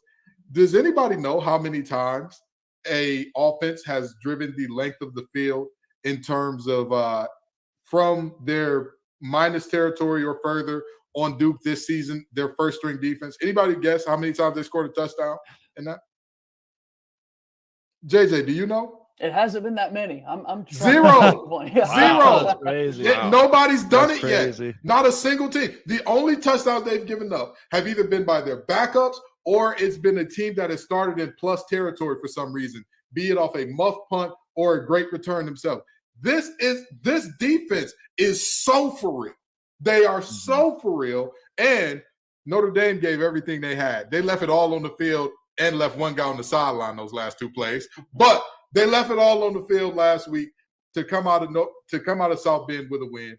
And they're walking into a Duke team that was they were chilling back, maxing and relaxing, all cool by the second half of last week. So I think that Duke has a situation where Notre Dame's strength is running the ball. Duke's strength is Dwayne Carter in that front. They get after you. They're physical. They stop the run. They have some fun. Duke is at least going to cover. Yeah, Delano, do you agree? Well, let me add some historical context to this. I'm not sure, but I don't know how much history really means in a sport where the rosters get completely overturned every 4 to 5 years. And, it's not Marcus Freeman has only been the head coach for a couple seasons now. But, this Notre Dame, they don't want to be a full football member of the ACC for, whatever financial reasons. But maybe they should have been, because they probably would have won a few ACC titles. They have that partnership with the ACC where they play 5 opponents per year. The last time Notre Dame lost a regular season game to an ACC opponent was Miami in 2017. They have run through ACC opponents like a hot knife through butter. I just want to add that context. I don't know if that means anything in this matchup, but I do. The reason why I'm scared to be sold on what JJ is saying is because of Notre Dame's defense. So, JJ, I'd like to ask you, because I am a believer in Riley Leonard. I saw him carve up my Hurricanes last season. I know this guy is the real deal. But how do you see specifically the passing offense for Duke matching up with Notre Dame's passing D? Yeah, I mean that's kind of been the question through 4 games this season for Duke, which many people wouldn't expect. Like, right, the preseason conversation is we know exactly what we're getting out of Riley Leonard at that quarterback spot. What does the backfield look like? Duke's all-time single-season rusher, Mateo Durant, from a couple of seasons ago, is not in the backfield anymore. It's been more of a by committee approach, and so others are having to step up out of that backfield. You feel confident about the passing game, and they really haven't had to throw the football just yet. So, with that being said, the fact that Leonard is, a Heisman contender going into the season and has so many weapons, whether it be Jordan Moore or Jalen Calhoun, who's made plays, Nicky Dalmala in the vertical game in the tight end room, like I think absolutely Duke's passing attack will be more on display than it has been so far this season, because for the most part, it's just been ground and pound because that's all they've had to do. That's wild to say that is all Duke has had to do so far this season is hand the ball off. And by the way, Riley Leonard can move a little bit himself. He's the second leading rusher on this football team too. JJ, we got a comment in here from a guy named Immaculate, who was on one of the biggest hits in Locked On College Football or Locked On College history this week, talking expansion. One of the great experts in college ball says that Duke has to be a top 10 team if they beat Notre Dame this week. Do you agree? Does Duke get into the 9 or 10 spot? Can they jump a few teams? Absolutely. I mean, with the win that they would have against Notre Dame, and considering how well they've played so far this season, I think Duke absolutely deserves to be in that conversation. I think you would then start to talk more about the games that Duke has played previously, that their defense has been so stout. Again, only 35 combined points given up in the 4 games so far, that the offense has taken care of the football, that they've got a win against Clemson. They've now got this win against Notre Dame on their schedule with the full ACC kind of conference play ahead of them. Yeah, hey, here we are thinking about college basketball rankings coming out soon in Durham. Let's talk about this Duke football team with a win, possibly being one of those top 10 teams in the entire country in football. Is it a football school now, JJ? Making plenty of arguments for it to be. That's right. Yeah. That's awesome. That's JJ Jackson of Locked On Blue Devils. JJ, thanks for joining Locked On College Football Kickoff Live. Absolutely, guys. Thanks.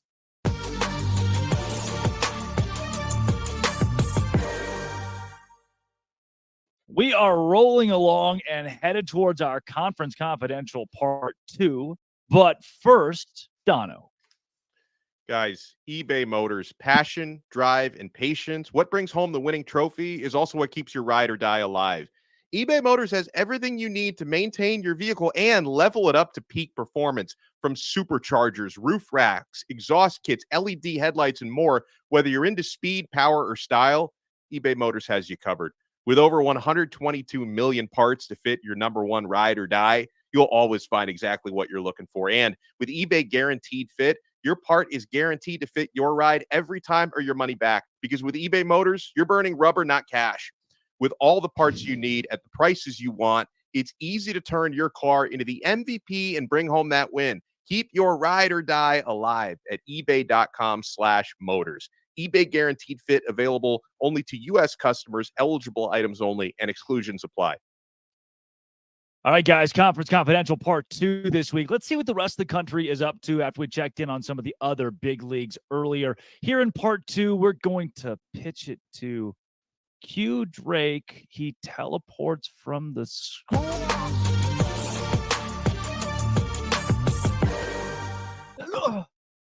Oh my gosh. I didn't think that would actually work. Wow. Oh, huge week in the Big 12. Obviously, Texas and Kansas, one of our favorite rivalries in college football, is this week. And give me the Jayhawks plus 17 and a half some places.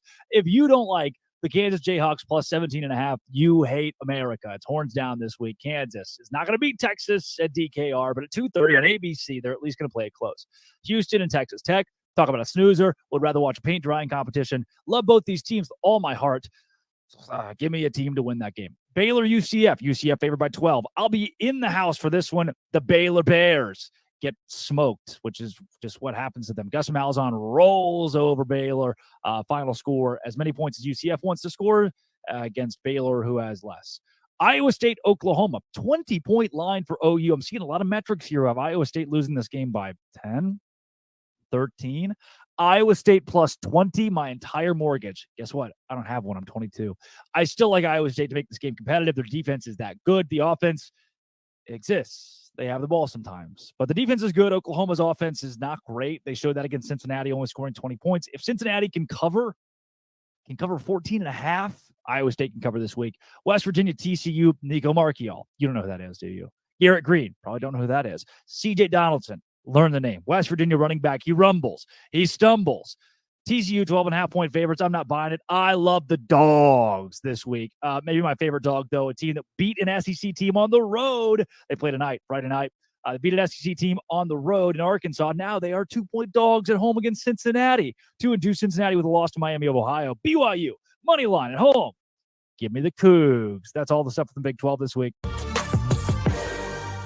Our SEC Week 5 picks. We got 7 games of the conference. SEC on SEC. First up, I like Kentucky at home against Florida. I think Devin Leary gets it done despite the turnovers. Florida much improved, but the Wildcats better this week. I like Arkansas in a bounce-back game against A&M in Dallas, taking on the backup quarterback of Max Johnson. KJ Jefferson makes the plays. I like Georgia to win on the road at Auburn. Carson Beck's first true road test, but Georgia wins big. I like Mizzou to roll Vandy and improve to a perfect 5-0. I like Tennessee at home against South Carolina, but maybe take the Gamecocks to cover that plus 12 line. I like Bama to roll Mississippi State and Starkville late night Saturday. Jalen Milroe doesn't do much, but the Bama defense gets the job done. And I like LSU to pull out a close one over Ole Miss and Oxford, minus the 2.5 for LSU. But LSU keeps getting it done. They keep on rolling. That's our SEC Week 5 picks. We'll see how right we are coming up next week. I'm Darian Gray of Locked on HBCU, and I have 2 games for you again this week that you need to look out for. One from the MEAC and one from the SWAC. So in the MEAC, you have North Carolina Central, who's going over to face Campbell from the Colonial Athletic Association. And last year, when these 2 teams faced off, it wasn't pretty for the Eagles. North Carolina Central got beat down badly. So to me, this year is all about getting licked back. It's all about revenge. It's all about making up for it, because last year they halted a lot of momentum from public perception wise, but they halted a lot of momentum for the North Carolina Central Eagles. This year, they have all the momentum already. They're the defending Black college football national champions. You can't let that happen to you again. Not the way that it happened in 2022. Now you look over to the other side in the SWAC, and I'm looking for the showdown between Prairie View A&M and Grambling, because this is a State Fair Classic. It's going to be in Dallas, Texas. It's a great event. But beyond that, these are the 2 teams in the SWAC West that are trending upward. And now they get to face off against each other. One could even argue that this is SWAC West supremacy on the line. I'm excited to see the quarterbacks of Trayvon Conley and Miles Crawley go against each other. Both teams have really good running back duos. Those 2 are going to go against each other. We'll see if Graham was able to air out a defensive secondary that PV says needs to improve. Meanwhile, PV is a team that you can never count out, and we'll see if Grambling can put them away at any moment if given the chance. This will be a very exciting football game. You have North Carolina Central versus Campbell, and you also have Prairie View A&M versus Grambling. To see the outcome and hear breakdowns of these 2 games, you can check me out on Locked on HBCU every single day, Monday through Friday. And you can also follow me on Twitter at South Exclusives. That was part 2 of Conference Confidentials. We've taken you all around America this week. Guys, we've done it every week to this point. It had plenty of names in there on our LinkedIn. Who needs to improve their LinkedIn, brush up on their LinkedIn and update that page? That is coming up next. But first, Dono. Well, my friends, did you know 80% of men will experience hair thinning in their lifetime? It's normal, but it doesn't have to be your fate, because you can get ahead of that thinning hair with Nutrafol.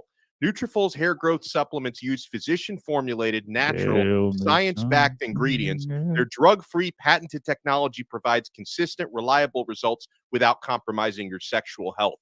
Nutrafol supports healthy hair growth from within by targeting root causes of thinning, such as stress, hormones, environment, nutrition, lifestyle, and metabolism through whole body health.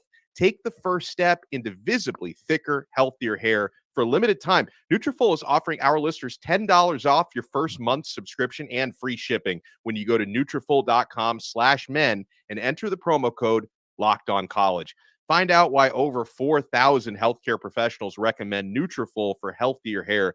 Nutrafol.com/men. That's spelled Nutrafol.com/men, and then enter promo code LockedOnCollege. That's Nutrafol.com/men, promo code LockedOnCollege.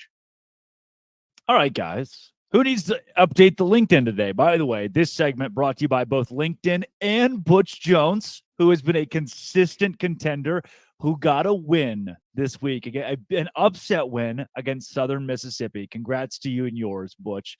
Kenton Gibbs, who is on your list this week that will likely lose their job? I'm so glad you started with me. I'm so elated that you started with me. You had to know that the ACC has two teams that are coming off of just god-awful losses, that both of these coaches, you know what? I'm going to tell you this. I might head up to Boston. I know I said I was going to be at the Duke and Notre Dame. You really don't like Jeff Hafley. But I might. Oh, no. It's not just about Jeff Hafley. It's not just about Jeff Hafley. Because Jeff Hafley, that team got blown out the water so bad. Louisville called the dogs off in the second quarter. I don't think people realize. Brown was like, all right, that's enough in the second quarter in a conference game. But Tony Bennett, come on to the floor, brother. You know, Tony Bennett had that game won against NC State. You talk about snatching defeat from the jaws of victory, a game in which NC State was mightily favored. And Tony Elliott. Yeah, Tony Elliott. I'm sorry. Yeah. Who did I say? The other Tony is safe for now. Who did I say? You said Tony Bennett. I'm sorry. Yes, Tony Elliott. Virginia, all the Tonys. They got two Tony quarterbacks, Tony Elliott, Tony Bennett. More Tony awards than all of the actors on Broadway could bring home. But now, very seriously, in terms of Tony Elliott, this is a team that, you tie up the game, right? You get down there, you're a field goal, you're an extra point away. What does your guard do? He headbutts a linebacker after the play to send your conversion back to the 18-yard line. But wait, there's more. I feel like Billy Mays because there's going to be a lot of, but wait, there's more here. So the next thing that happens, you convert the extra point from the 18. NC State pissing down their leg. Their pants are soaking wet and smelling like the freshest of urine. You are about to get yourself a win here. You're going to do it. You're going to go to overtime and win. What does your quarterback do? He does a freshman thing because he's a freshman. Takes off his helmet and hits a Paul Bunyan-like pose and gets a 15-yard penalty against one of the best kick returners in the nation in Jonathan Gray. And what ends up happening? Jonathan Gray gets a great return that puts NC State in a position where all they needed was one first down to be in field goal position. But wait, there's more. NC State kicks the first field goal, and what happens? UVA has a guy jump over the long snapper, which we all know is illegal, so they get another shot at it where they move even closer. Both of these coaches. I'm going to go up there to Boston because, like I said, anybody who knows me, I've talked about this before, I'm a recruiter outside of this show. I'm a headhunter. That's what I do. I help companies build out, and I'm going to help these two. I'm going to help both of them. I can knock out two birds with one stone and get my coach's resume gig started because I'm telling you, with all the buyouts that they're going to be getting, I don't need a big percentage of buy. Just give me a small little 5% fee. Give me a little 5% fee, and we'll work that thing out. Because both of these coaches, the block is hot. The block is hot. Kenton Gibbs taking out one of the Tonys. And Jeff Hafley, as usual. Jeff Hafley guy has become a weekly staple. Alex Dono, who is on the hot seat. I love how Kenton, Tony Bennett is catching strays there. Any Tony in Virginia is in big trouble. But I'm going to stick with the ACC because someone that Kenton gave kind of a break to was Brent Pry at Virginia Tech. I mean, I hope he's warming up that LinkedIn profile. They're 1-3 now. They lost 24-17 at Marshall, and that vaunted Virginia Tech offense has been held to 70 points or 17. 70 would not be so bad. Shocking. They've been held to 17 or less points in 3 consecutive L's. And so, folks, Kenton has already brought up Hafley enough, but I will say that circle the date November 11th on your calendar, because that's when Brent Pry and Jeff Hafley go head to head for an ACC matchup. So I'm going to say this, assuming both of those coaches are still gainfully employed for that matchup on November 11th, we might have a good old-fashioned loser leaves town match, right? The loser of that game may not survive Got to go. the following week, or definitely not into the season. So, it brings up like old WWF imagery. I was before Drake's time a little bit. No idea what that means. Yeah. To have those loser leave town matches, that might be what you see on November 11th. Yeah. Guys, I have just been given, the hotel staff has been so gracious to have slipped this under the door. Looks like Dave Aranda on the hot seat. What? You win the Sugar Bowl, the Big 12 championship. Then last week against Texas, granted a good Texas team, but usually when a team loses, you say, oh, they lost the number 3 team in the country, right? They were supposed to lose. When a team makes it into the red zone 6 times and scores 6 points, that is almost hard to do. That is challenging to pull off, but it's what the Baylor Bears did against the Texas Longhorns. You can say this number 3 team in the country. That's true. Texas tried at times to lose the game. They tried to put Baylor in the game by gifting the Bears 6 red zone trips, and Baylor put up 6 points in a 38-6 loss. It was one of the best crowds I've ever seen at McLean Stadium in Waco. And what did Baylor do? The football team crapped all over it. Dave Aranda has lost control of the fan base, which is an easy thing to do. Coaches do that all the time, right? And they can win them back over. The locker room still seems to be intact for now, but that one is slowly sinking. In some of the big metric national, hot seat posts, he's in the top 5 at this point. Too much money for him to go this year, but he is brushing up on the LinkedIn because I just, there comes a point where you're losing a lot of games. The team, the atmosphere, everything around it crumbles, and you can't revive it. So it's make or break for Aranda, especially this weekend against Central Florida, where I'll be in Orlando on Saturday. Guys, there are some huge games on the docket tonight, even between BYU and Cincinnati as the Cougars. I'll be on hand as the Cougars open Big 12 play, home Big 12 play, and then obviously Oregon State and Utah. We'll get into all that, do our pick'em coming up later. But first, it's maybe the weirdest segment of the week where I show my love to our grand Poba of college football. He is the president of the Locked On College side of the network. This is the Blackerby Blitz.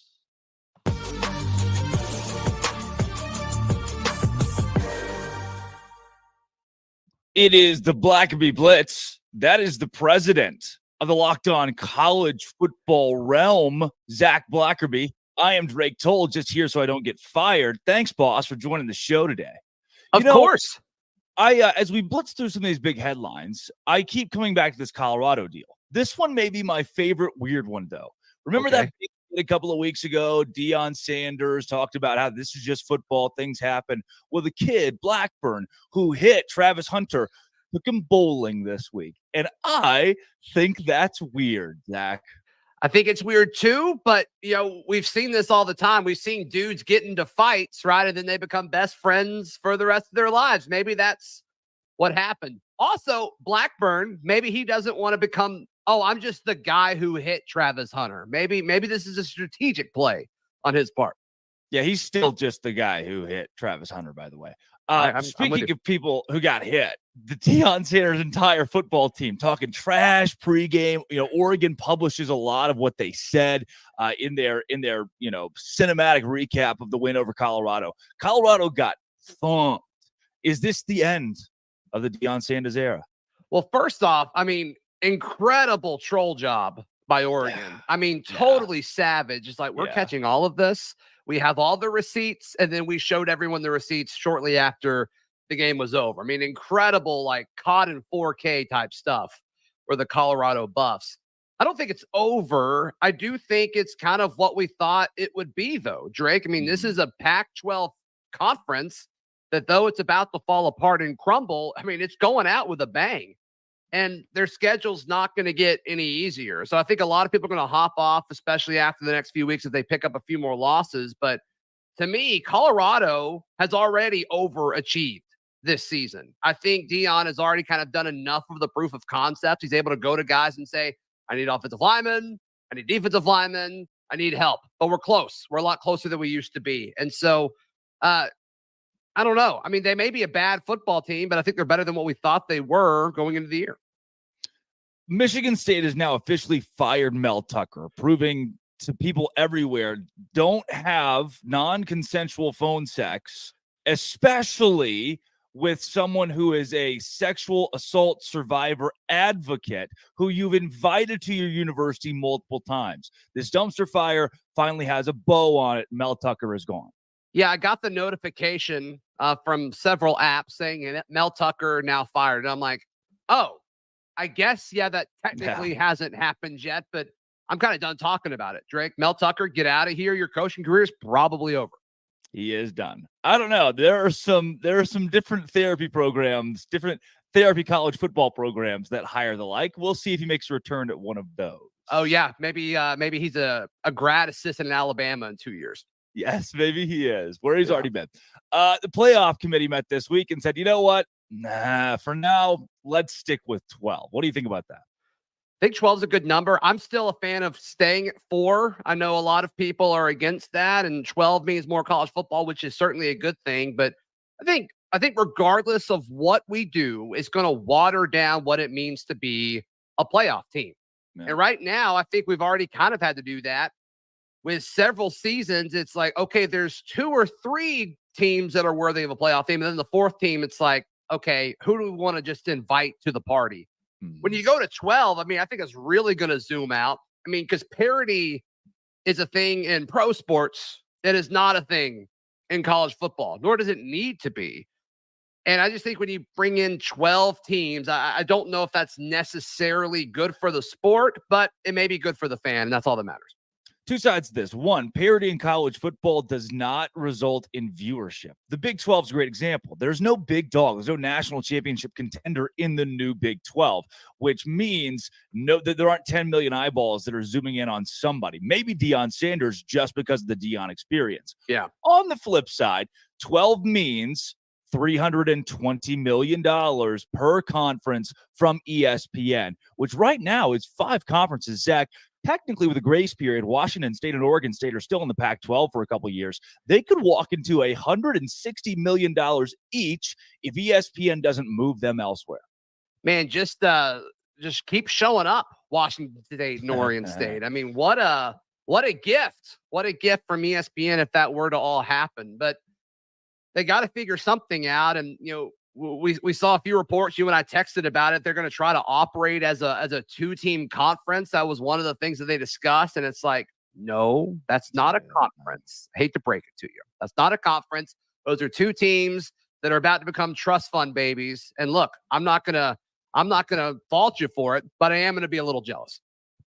You know, Zach, the Auburn Tigers lost to a team that could probably win the national championship in Texas A&M. You know, you're going to lose to some really good teams out there. Just felt like this Auburn team still has 11-1 prowess.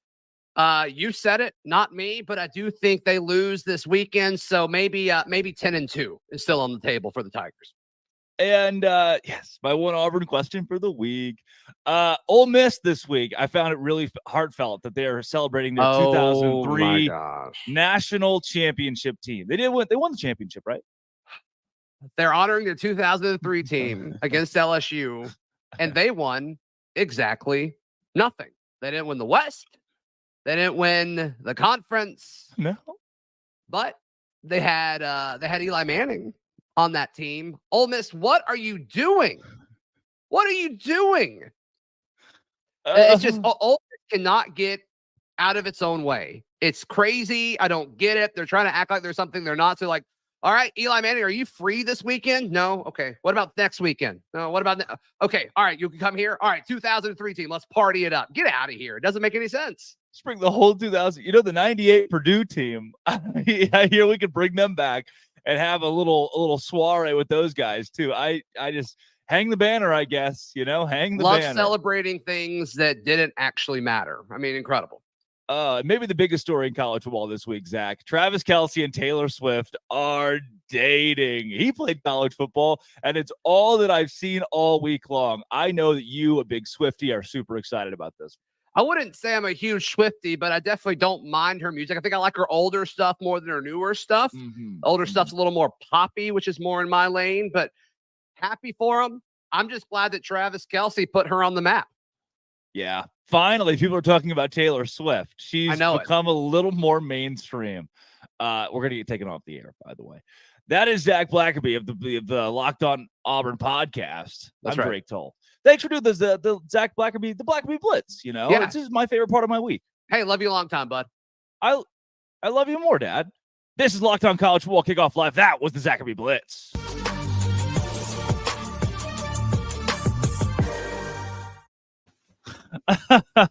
Can I say something? For the last hour and 40 minutes, I was wondering if there's any possible way on a college football breakdown show, if we could find a way to work Travis Kelce dating Taylor Swift into the show. And Drake told you found a way to do it by pointing out that, at some point, Travis Kelce played college. I don't even remember where he played college football. Cincinnati with his brother. How did you forget that? I mean, I'm letting him carry my fantasy team. He's a chief to me, all right? He was a smash then. He's a smash. He's a smash with Taylor Swift. It's good, man. I check the hard drives. This is getting crazy. Amazing. Okay? This is getting crazy. But there are a lot of interesting angles to a lot of that whole Taylor Swift and Travis Kelce thing. For example, is she going to go back to Cincinnati one of these games with him? If I'm just saying, him and his brother are both going to be inducted in that Ring of Honor if they aren't already there soon. Yeah. But we get a Swift appearance. Think about Colorado, Cincinnati, a conference game next year. Deion, Taylor Swift, Travis Kelce. Ooh-wee. Bro, ESPN's going to lose it. Would that be the first time Deion wouldn't be the biggest star at his own game? That would be more star power than the Milky Way can contain. Do you understand? Insane. That is just too much. All the social media posts from every major media outlet, not ours, thankfully, have just only been Deion and Taylor Swift for 2 weeks now, or weeks on weeks. Guys, let's go into some best bets this week. We'll do a couple of minutes of your very favorite games and then wrap up this show today with straight up picks of the biggest contests in college football this week. Starting in the Big 12, when you think best bets, guys, tonight, BYU open as a 3-point favorite. They are now 1.5-point underdogs against Cincinnati. The game has moved from even to swaying in both teams' favor. I think BYU wins outright in a home night game. The Church of Jesus Christ of Latter-day Saints is having its biggest conference of the year in Salt Lake City this weekend. So what does that mean? Everybody and their mom is in Provo, Utah, myself included, for the game. Myself included for the game. And this place can be packed, raucous. I think BYU wins it at home pretty easily. Yeah, from what I've been told about BYU's home atmosphere, it's not only like loud and raucous, it's also terrifying. Because they're it is. Yeah. They're deadly silent originally, and it scares a lot of people, which it would terrify me too. They bring out Polynesian fire dancers and Cosmo the Cougar. Yeah. So with that being said, I know we talked about this. This Cincinnati team flying under the radar, bit and all that. But if we're talking about best bets here, and the bet has BYU as the underdog, if I have that correct, right? Yeah. So if Cincinnati wins this game by 1 point, does BYU cover? BYU covers as of last check at a FanDuel. Yeah, it was 1.5 in favor of Cincinnati. Yeah, I think Keaton Slovis shows us why he's Keaton Slovis and not that's Keaton Slovis in that's Keaton Slovis way late in this game. And I think that Cincinnati escapes by the hairs on their chinny chin out of Utah with the win here. Wow. Now, Donna, what's your you got any best bets in college football this week? Yeah, I mean, listen, I tipped my hand to this one earlier, but if anyone's tuning in late, I feel pretty strongly about Colorado covering plus 21.5 against USC. I think that line is very reactionary to what everyone saw happen to Colorado on the road against Oregon. This time around, they're at home. Is USC the better team? Absolutely. But they don't really have a defense, guys. And Colorado's going to score. I think I see USC winning this game by 10, 13 points, not really much more than that. So plus 21.5. Again, I think that was an overreaction to what happened last week. In fact, if you go with the sharps, right, and I don't care what percentage of bets have been coming in on USC because a higher percentage of bets have come in on them.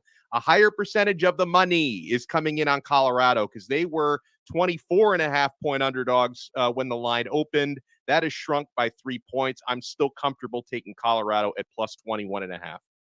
Yeah. Kenton, best bets tonight, tomorrow, whatever? You know, I hate to say this, and I hate to do this to my boys, but I got to do it. I bet with NC State once, and they let me down. They disappointed me. They had me sitting here saying, how under God's green earth did this happen in terms of playing Virginia, a team that's dead last in the conference in both offense and defense, into a game where Virginia should have very well won it. And with that being said, I believe the line opened for this Friday Night Lights blackout at, I want to say 6.5 or 7 points. I think Louisville takes care of that comfortably. Their offense is, to say they're explosive, I'm talking there you just had Chipotle and Taco Bell and Little Caesars in the same day type of explosive. I mean, it's going to be a great sight in terms of if you give Johar Jordan a crease, he's gone. Bye. See you later, brother. More power to you. Go bang your head on the goalpost. Jamari Thrash is a touchdown machine out wide. The only chance that NC State has to not allow Louisville to cover is if they absolutely decimate Jake Plummer, which is something that I'm not sure that they can do. There's a world, or not sure that they will do. They can do it if they're firing at their highest clip, but I'm not sure that they will. Yeah. Guys, looking around college football, James Madison -3 at home against South Alabama. I love that being a lock of the week. Syracuse plus a touchdown at home against Clemson. Give me the orange. I think they at least keep that game within a score.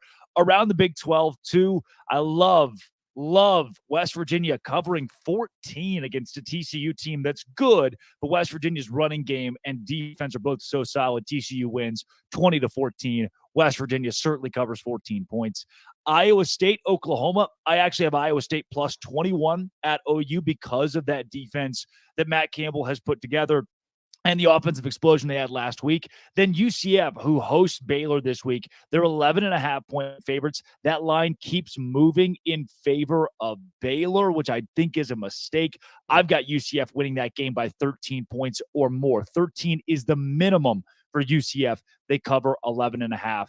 Give me UCF over Baylor. Now, guys, any more big picks before we get into the straight ups on the let me say this. This is a pretty big number, but I don't know if I can see Nebraska even being within 17 points against Michigan. I don't know what I'm missing here. I mean, to me, Michigan, I look at them as a bona fide college football playoff championship contender, and Nebraska is still Nebraska. Even if they made a positive coaching change, I think it's going to take Matt Rule a little bit more time to make that program respectable. I think Michigan, who's only giving 17.5 points, is going to win that game by 3 or more touchdowns. Kenton? Yeah, I don't have any more. I'm not much of a betting guy, so I'm not going to sit here and pretend that I've been following the lines and tracking them closely. I make sure that I keep 1 or 2 in the tuck just because I know Drake's going to call on me. And, you know, you got to have an answer when the teacher wants to call on you during popcorn reading.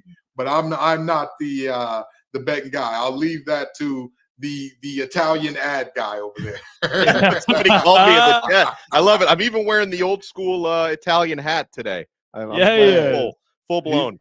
He is for sure going to make us an offer we cannot refuse on these bets today. Right. Well, hopefully Dono and I can win you some money. And guys, let's get into the straight up picks this week. It is a noon kickoff in the Big Ten. Penn State is at Northwestern. Northwestern just beat Minnesota. Is there any way the Wildcats get an upset? Dono, who wins? Maybe if they get a miracle, they can get an upset. But no, the Penn State Nittany Lions, they're winning. And for what it's worth, I know this isn't a betting segment anymore. I also think they're covering. I am bullish on Penn State. Kenton Gibbs? Penn State whoops the claws off the Cats. This is not going to be a good game by any stretch of the imagination. This is you talk about the loss of a coach coming and how that disrupts a program. If you look at the circumstances and the timing under which Pat Fitzgerald was dismissed, there's a reason that this team is as bad as they are. With all due respect, PJ Fleck, you losing that game is more of a reflection on you than it is a positive on Northwestern. Penn State and James Franklin whooped the wheels off them. It's Penn State for sure. This one though, USC Colorado gets a bit more interesting. See, USC has yet to play a legitimate opponent. They've beaten Arizona State, Stanford, Nevada, and San Jose State, whereas Colorado has big wins over Nebraska and a close win against TCU on the road. The Buffs, give me Colorado in a noontime upset over USC this week. And Dono, it looks like you're not going to agree. No, listen, I thought I was going to be the one who said the nicest thing about Colorado today because I'm pretty confident they cover, but no, they don't win. This is going to be a good old-fashioned shootout. Give me the reigning Heisman Trophy winner. Give me Lincoln Riley. Give me that offense. I just think USC are the better team. I don't think they're going to win it as comfortably as a lot of folks think. And because, again, noon kickoff on the road for a team that's going to feel like 9 a.m. for them, but they still win. Kenton. I hate to say this, but the deciding factor in this game is not going to be the person that everybody thinks, because everybody is thinking, oh, it's going to be Shedeur versus Caleb Williams, and that's going to be the situation here. I'm telling you right now, this game is going to be about Zachariah Branch. The country may not know who he is yet.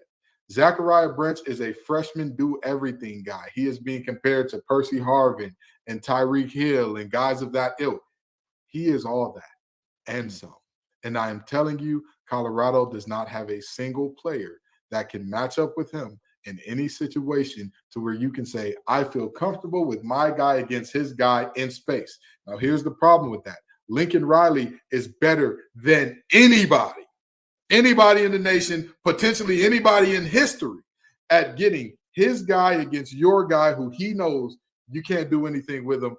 I think Colorado covers, but it hurts my spirit to be a Detroiter and not pick Buffs.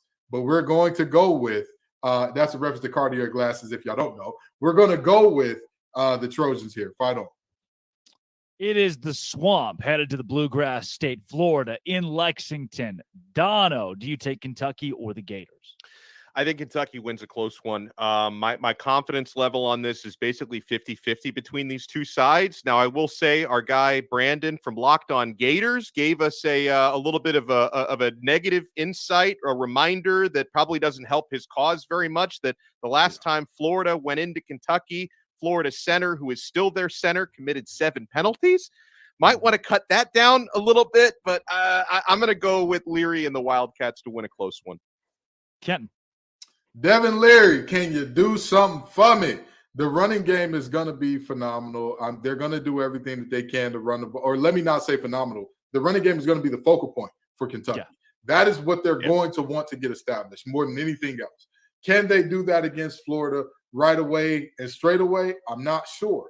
But if Devin Leary can be enough, if he can be serviceable to good, I think that Kentucky comes away with this game. And with that being said, I think that he definitely will, despite the best protest of Brendan and all the muting in the world, will not be able to mute what is going to happen to his Gators tomorrow. The board loves Kentucky, all three of us riding the Wildcats. Kansas and Texas is a top 25 game at DKR Texas Memorial Stadium. The last time these two teams will play. Head-to-head, Kenton, do you go with the Longhorns? Absolutely. The Longhorns have been my boom team for a reason, and they're going to keep on booming. This is a Kansas team. They are exciting. They can put up points. They have the goods offensively. Defensively, there's some questions. There's still some questions there. There's still some pliability there. And honestly, there's still some depth issues there. Like, let's just be honest. They don't quite have the horses in the stable. The Les Miles and what he did to that program, he will never pay for his crimes. He should, though. He should. Somebody's going to make him answer for that at some point in time. But luckily, he was cashing those checks all the way to the bank for Texas because, again, the state that he left that program in, they're still not exactly fully recovered yet. Texas wins this game. Dono? Yeah, it is a ranked matchup, like you said, but I hope Kansas enjoys being ranked right now because by the time the fresh batch of AP rankings come out on Sunday, they will not be ranked any longer. Texas is going to steamroll them at home. You know, for so many years, guys, I, like most people outside of the Longhorn State, have been really annoyed by the constant chatter every year. The Horns are back. Texas is back. I think this year they might actually be back, and Kansas is not going to be the team that gets in their way. Hook 'em horns this week. Board loves the horns against Kansas at home, despite it being a top 25 matchup. Let's go to tonight. Oregon State, Utah. The Beavs are 4-point favorites at home in Corvallis. Kenton Gibbs, what do you do with this game? Cam Rising is back, folks, or he should be back at least. He should be back. Cam Rising is going to be back, and we can put to bed the questions about Utah's offense. They're going to be better. They're going to be much improved with a defense that they just shut the door. They do not, it's scoring on them. The chances are slim to none. And Slim's got his top hat on, looking around with a couple to-go plates, hoping nobody's judging them for it. The reality is very simple here. I think that Utah takes this game, but I do think that Oregon State is better than most of the nation would assume. I think the DJU looks good. He looks confident again and all that. And they play some good defense over there, but I just don't think they have enough to beat Utah in this one. I know we haven't heard from our pals at Locked On Bets in a couple of weeks, but I'm going to steal a phrase from Lee Sterling from that show and say, wrong team favored. I get it. This is not your daddy's Oregon State, but they shouldn't be, even at home, a 4-point favorite against Utah tonight. The Rising return to me, even if there is some rust, I think that's going to make a big difference. I think a lot of folks are overreacting to their lack of offensive output a week ago. I think it's a bounce-back offensive game for Utah.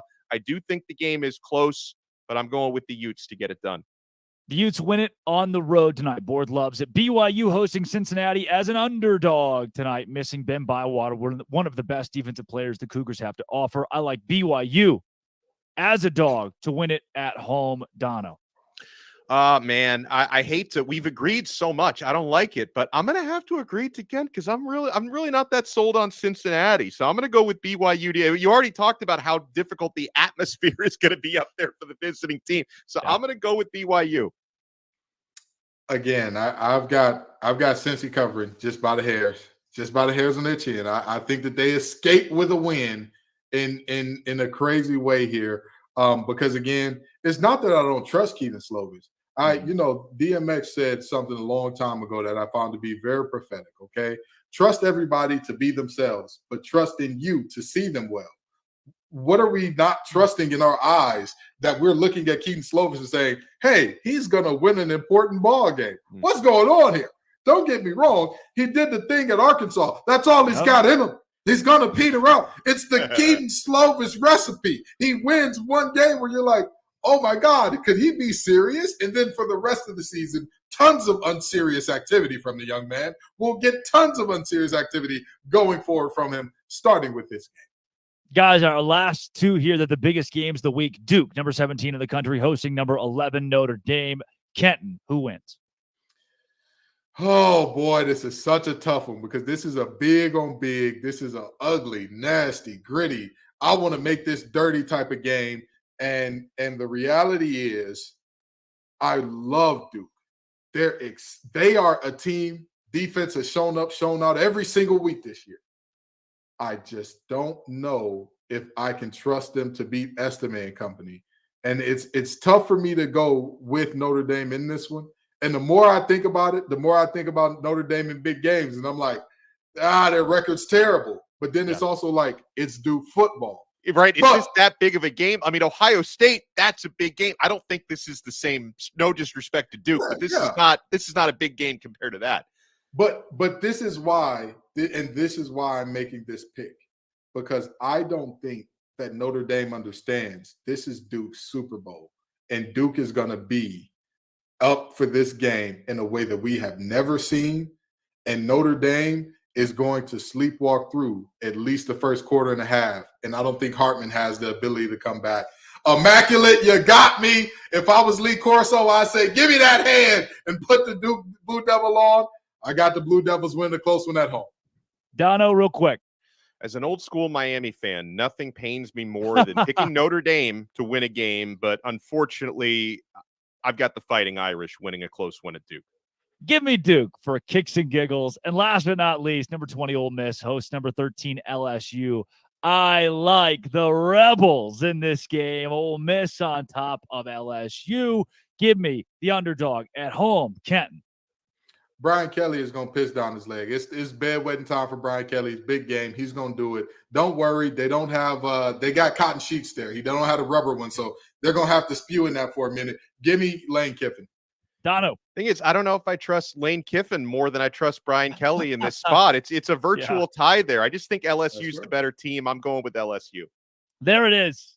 Folks, that is Locked On College Football Kickoff Live. That is Kenton Gibbs of Locked On ACC and Locked On Wolfpack. That is Alex Dono of Locked On Canes. Drake Toll from Locked On Big 12. Thanks for making us your Friday lunchtime listen every single week. This has been, it always will be, Locked On College Football Kickoff Live.